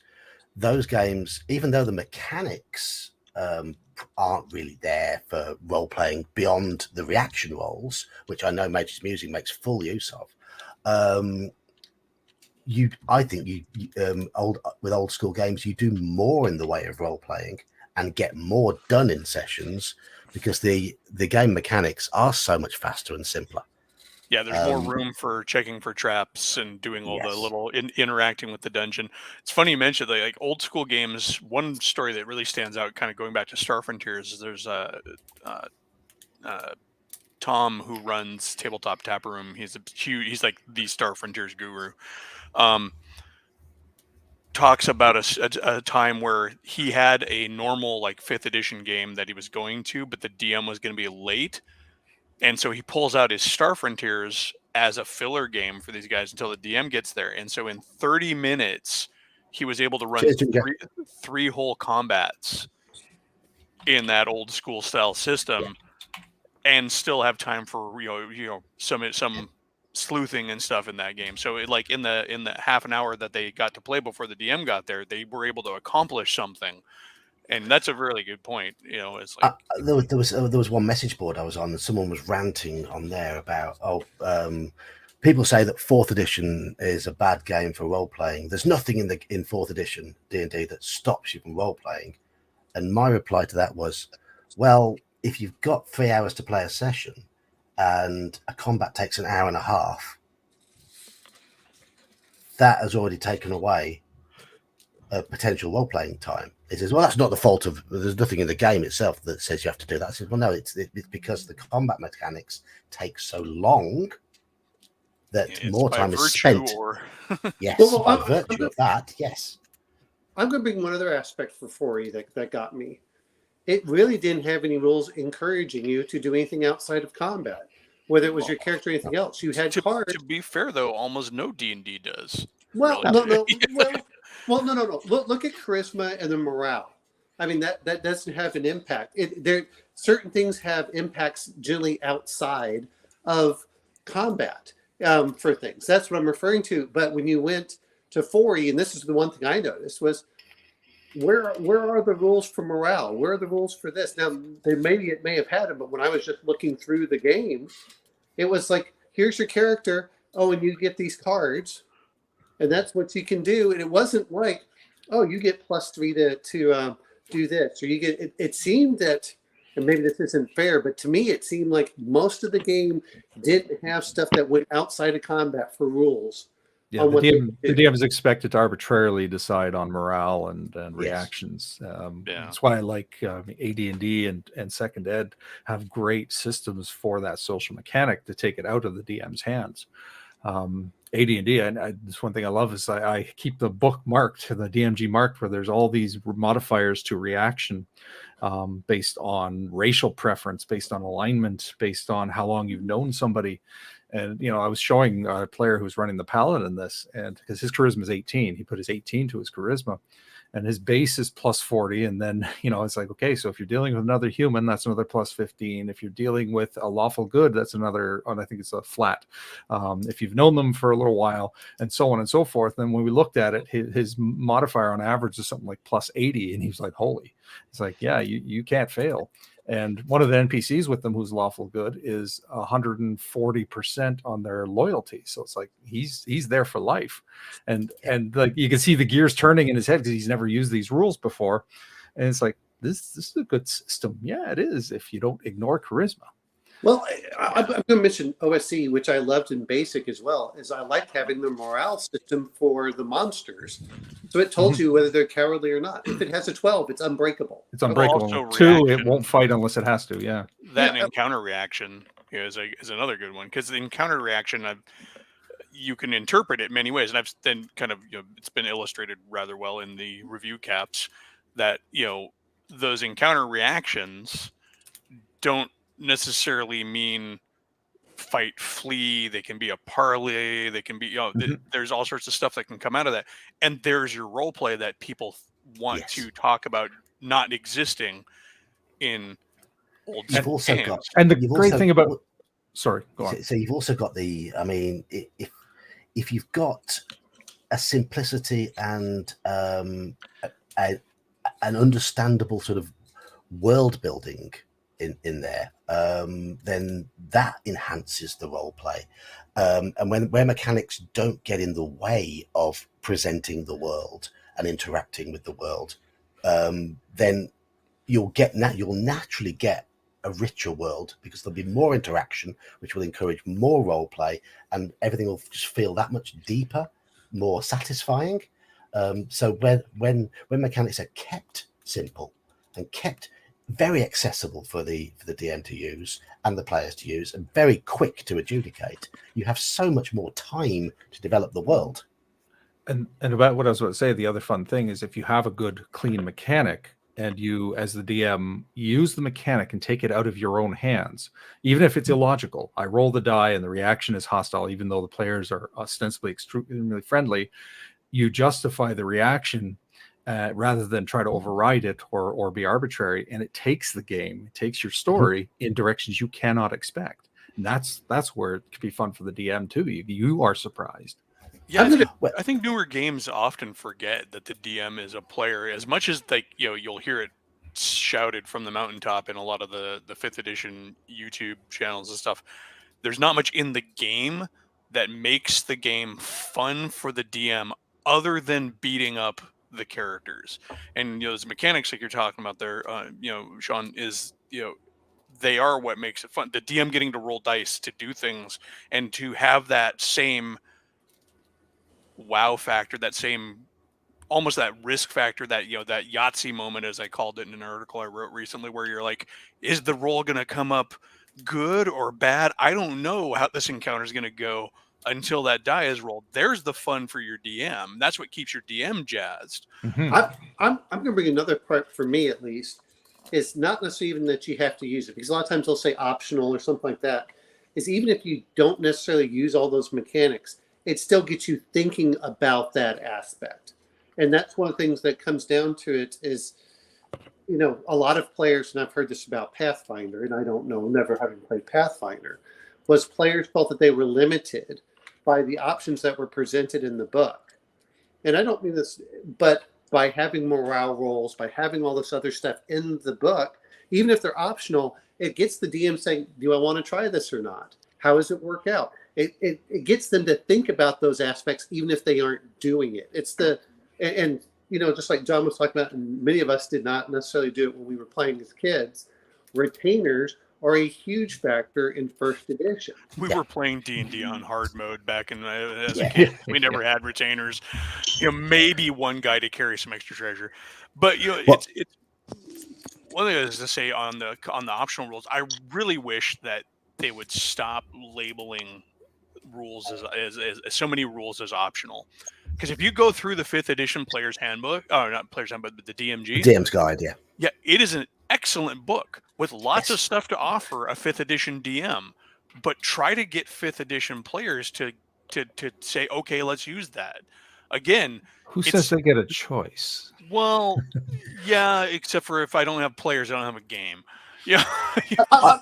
I will say now, I think the 5th edition DM's Guide is the best DM's Guide, apart from maybe the Adventures in Middle Earth Lore Master's Guide, since the 1st edition one, because it presents the DM with so many options, and you're right, so many DMs just overlook those options. I think here's the other problem, and I joke about it. The Dungeon Master's Guide is the best book that's never been read. People, you look at it, and you can talk to Dungeon Masters, and we all joke about it. And I saw it with Connell. They had him on talking about the Dungeon Master's Guide. He's like, I don't remember those rules in there. They're in there, but they're in the back where it's. And I'll be honest, and I was somewhat guilty of this too when I was a young kid. I immediately gravitated towards how do I do character creation, which to be fair is done in the Player's Handbook nowadays. And then next then thing you look at combat. Well, you look at and to be fair, a lot of that was already done in the charts in there. And then the next thing you start looking at is magic items, and that's about it. And unfortunately, and this is where I think, this is the problem that I think that WotC has, and we're joking about the quality of their goods. If they brought out a Dungeon Master's Guide too, because everything I'm hearing is we have problems getting Dungeon Masters, and instead of trying to, and I have to give Gygax credit That's for been that. the eternal problem, though. The problem. Well, I'll be honest. It's the games I've played. We've usually had 4 people that want a Dungeon Master out of 5, and so it's kind of hard for us to all backtrack, and we all have to knock down our ego and say, okay, doing this, and but. And a lot of even when I've played for years, that's kind of what the people I've played with. But I think the problem, like you're saying, is for fun. But if you look at the old Dungeon Master's Guide and the old Player's Handbook, it sometimes explained why rules were used and said, follow the rules first and then see how it works. And that's a really good point. The old DM explained why the rule existed. And now we get manuals that don't explain the theory and the relevance. They just explain the rule. Unless the only time you ever hear much talk in the rules about its relevance is how it pertains to the mechanical play, not the philosophy of the game.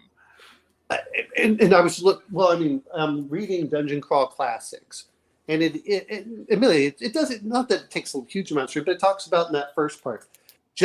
I know that you guys want to do this, but just try using it our way first, and then changing it as you want. Do the funnel, do the 3d6 straight down. Good luck. Just seeing how it works. Be okay with characters that are bad. And I think that's part of the problem was, and I understand point buys, and it's not that I'm necessarily against them. The problem that I have now is all the characters look as same as can be. Mm-hmm. Yes. Well, everybody's meant to be equal. Everybody gets their time to shine. That's the sort of philosophy. Nobody left behind. Whereas old school, you played the hand you're dealt, and more often than not, it was more satisfying when you had an average guy and you made those levels. Those levels made you special, not your stats. You found your fun, and that's the other thing too, is finding the fun rather than having the game hand the fun to me. So, I was planning on doing a 5th edition game before COVID with my friends, and I was going to start everyone at the lowest stats possible with kobolds. I'm like, I don't care what you pick, but you're getting a 6 strength and everything else is being an 8, basically. and then what I was going to tell them was, as you go up in level, I'll let you pick. I can remember. I think it was two stats will go up by 1 every time, and that's purely on them on how they want to do it. But I don't. That's what I would rather characters do, is start very low for those stats and then grow upwards, So they really appreciate what it takes to get there. Fifth edition works perfectly well. 3d6.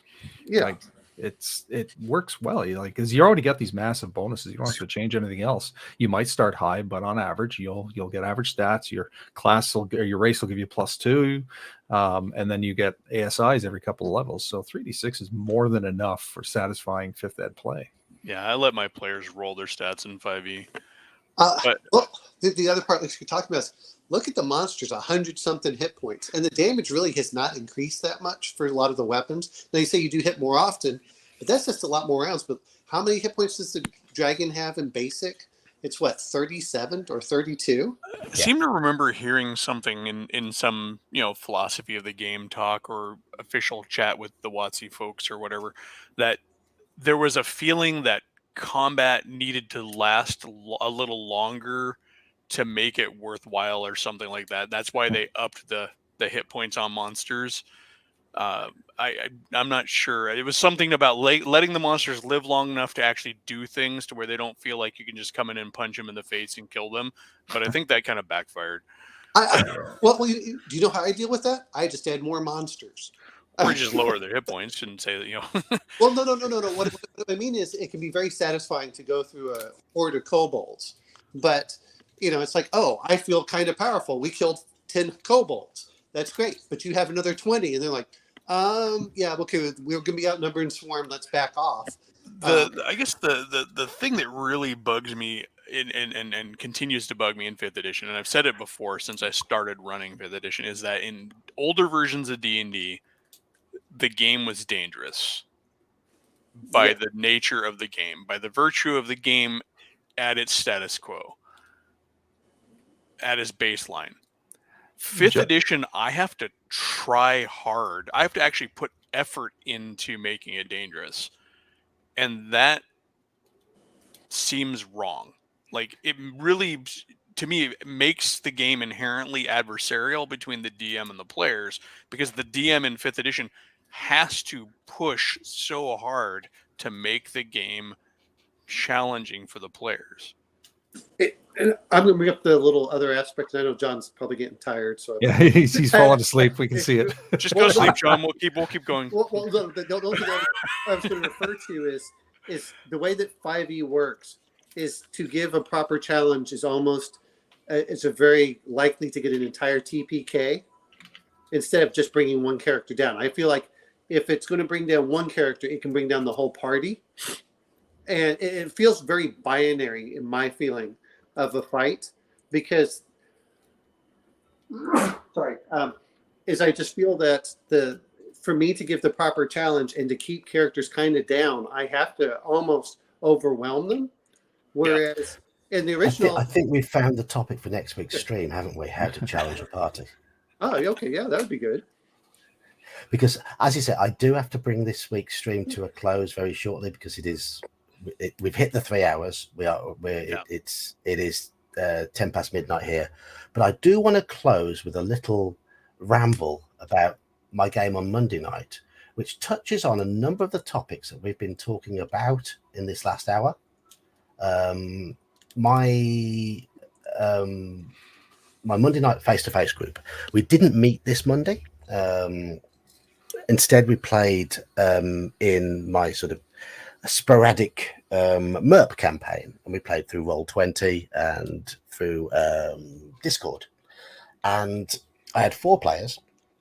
The previous session, they'd arrived in the town of Metreth, which is just northwest of Tharbad, and they'd spent the entire session meeting people, chatting, carousing, finding out things that are going on. They've been hired by a merchant to protect his wagon.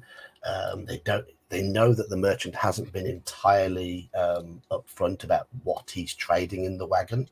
It's clearly got more value than he's letting on, and he's clearly made a few enemies that he's not admitting to. But last session, while they were carousing, while they were a couple of them went off to a house of ill repute, and one of them got involved in a drinking game with a group of Dunlendings. He promptly lost the drinking game, but I made a secret leadership and influence check while he was doing it, and it came out very positive. So they like obviously these locals, they like the fact that an outsider had come into town and downed a load of beers with them, told a few stories, tried to drink with them and failed, but he'd at least tried. And worth a handshake and a slap on the back, and they carried him outside, and he was ill, and the next day he got a bad hangover. But the next day they discovered that the Palace of Thalion in Metraith is now pretty much deserted, and well, certainly the nobility have moved out. They've gone elsewhere in Cardolan because there's issues. This is mid Third Age when Cardolan is fracturing, and there's all sorts going on the borders. And there's a group currently inhabiting there, and through various talking to people and realizing that somebody that they previously trusted was a bit of a double agent, they'd worked out that this was a group from the Tharbad Traders Guild who'd been hired. They'd been hired by the Traders Guild in Tharbad to deal with the caravan, because the merchant was trying to avoid paying taxes on what he was smuggling in. And they found out there were 8 bandits in this group of differing ability, with the leader being quite strong. This is a party of 4 first-level characters. If you don't know Merp, that's going to be a bit of a one-sided fight. The party are going to struggle. So what they then went on and did, and I really liked this, is and I prepared all the maps for Thalion or whatever. I thought, well, they still play a bit of 5th edition. They're going to try charging into the palace, and they're going to get their asses handed to them. No, they went back to the pub where the Dunlendings were. They sent the guy back to that pub, and got chatting to them again, and realised that they were part of the mercenary group that the current rulers of the current mayor of this town is hiring to look after the town, and that they're bored. So they hired them to travel in the wagon. They commandeered a second wagon, faked leaving town with a wagon full of stuff. It had actually got a wagon full of these mercenaries that they brought up side, and they were paying them now. So these are retainers, these essentially just short-term retainers. They've had a good reaction check. The party have used their nous and their good reactions and role-playing skills across the course of about 6 hours of a 1 3/4 sessions to build up this relationship. And it was all very, very satisfying role-playing they were doing. And in order to spring a trap where they now outnumbered the bandits. And that to me was it was clever play. It was immersive play. It was getting involved in the world. It's making use of old school style play, with an old school style encounter that was stacked against them. They engineered, they made sure information got back to the bandits through the now bribed double agent, that they were leaving town early in the morning. So the bandits jumped them, at which point the 6 mercenaries jumped out of the back of the cart, and the most satisfying combat then ensued, which was won by one of the hired helps, who was a very low bow skill, getting the most perfect critical hit, going through the jugular vein of the bandit leader, and not the jugular vein, sorry, severing the spinal cord of the bandit leader and killing him. So lethal combat, good interactions, good role playing, and isn't that what you want from an old school style game? And thus concludes Geek's pitch to sell MERP. Yeah, Royalty checks inbound. and those are the notes I was having to make through the combat. Combat got a bit complicated. We mentioned initiative shifting around. That was all happening. It was all over the place, but it was very, very entertaining. That sounds like a good encounter. Exactly. That's what the Exactly. game's all about. Yeah. Yeah. All the dynamics coming together to give you the emergent story. Exactly. And a lot of it stemmed from the one character drinking in the bar with a few of the locals, a positive reaction roll, and then him having a really bad constitution check to lose the drinking game. I'll be right back, guys. So Okay. it stemmed from a couple of mechanics last session. But that's the thing. You've got actions having consequences and reactions in the world. It's how you create your allies. It's how you create your enemies. It's how you form lasting in-game relationships.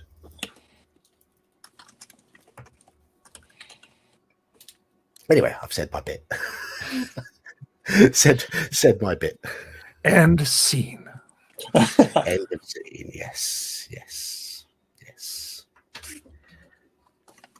But Merp is clunky. It is clunky. I had to hide all of those mechanics away from the players. Well, and I think that's part of the problem with some of it is just in how fast. Like 5e was pretty fast, but I definitely think for new games, OSC is just so easy to pick up and run for both the players and the DM. And it's hot right now. There's so much material coming up for it. Third party stuff. Not only that, it's cheap. You can go way back for stuff. You can pick anything from Drive Through RPG, and to be fair, you can pick Dungeon Crawl Classics, you can pick OSE, you can pick most stuff from Exalted Funeral. I mean, there's tons of stuff all out there for it. 40 years worth of content. Yeah, exactly. So, okay. Well, John, we'll let you get some sleep because we know you have to work tomorrow. Yes, I do. I do have to be at work. I have to be up in 6.5, 7 hours from now. And in work. I'm not in work tomorrow till 9 o'clock, which is 8 hours and 42 minutes away. Okay. But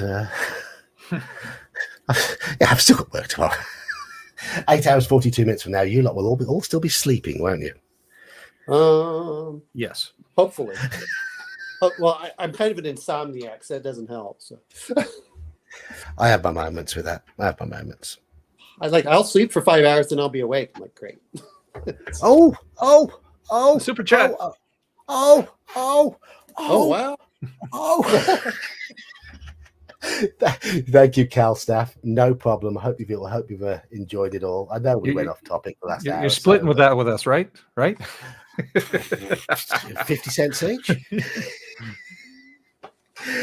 It will probably be invested in another fighting fantasy book or something. Well, that's splitting it with us in a way. Hey, wait a minute! The Lone Wolf books are coming out, and now they're in paperback. They're released in January, so that lets you get them for like 7 or 8 I pounds. will be. No, I'm just teasing you about the whole thing. It's just, but that's what we're playing this Friday. Oh, cool! Shamutanti Hills. Yes. And if you haven't checked out the community tab on the channel, vote in there for how you want to do stats and stuff, because I'll leave it all up to you. But Elfbait stepped away. I think No, we'll end the he's stream. back, isn't he? I don't see the symbols anymore. He's got the muted thing on him still. Oh, I guess when you brought up the super chat, it deleted the symbols. Oh, right. I'm leaving that super chat on there because it's only the 4th super chat I've ever had. Well, it's like putting the money in the tip jar to get the ball rolling, right? Yeah. No, thank you, Cal staff. Thank you for your support. That's much appreciated. It all adds up. So come on. Elfbait disappeared. I think he just left. Elfbait disappeared. Okay. Right. I am going to bring things to a close then. So thank you, everyone who's been involved in chat. Thank you, everyone who's been chatting away. Gingerbeard came and went to sleep. I know Saxius was here in spirit. But nice to thank you, Elfbait, who's not there at the moment, and of course the two of you are here now. Sean, better known as Mage's Musings, good to have you with us for the duration of the chat, and Omen Owl, as always, very much appreciated. All right. Well, you have a good night, John. Take You care. too. Sleep well. Thank you, and thank you to everybody in chat as well. And I'll see you all Friday if you want. Yeah. See ya. Good night. Bye. Good night.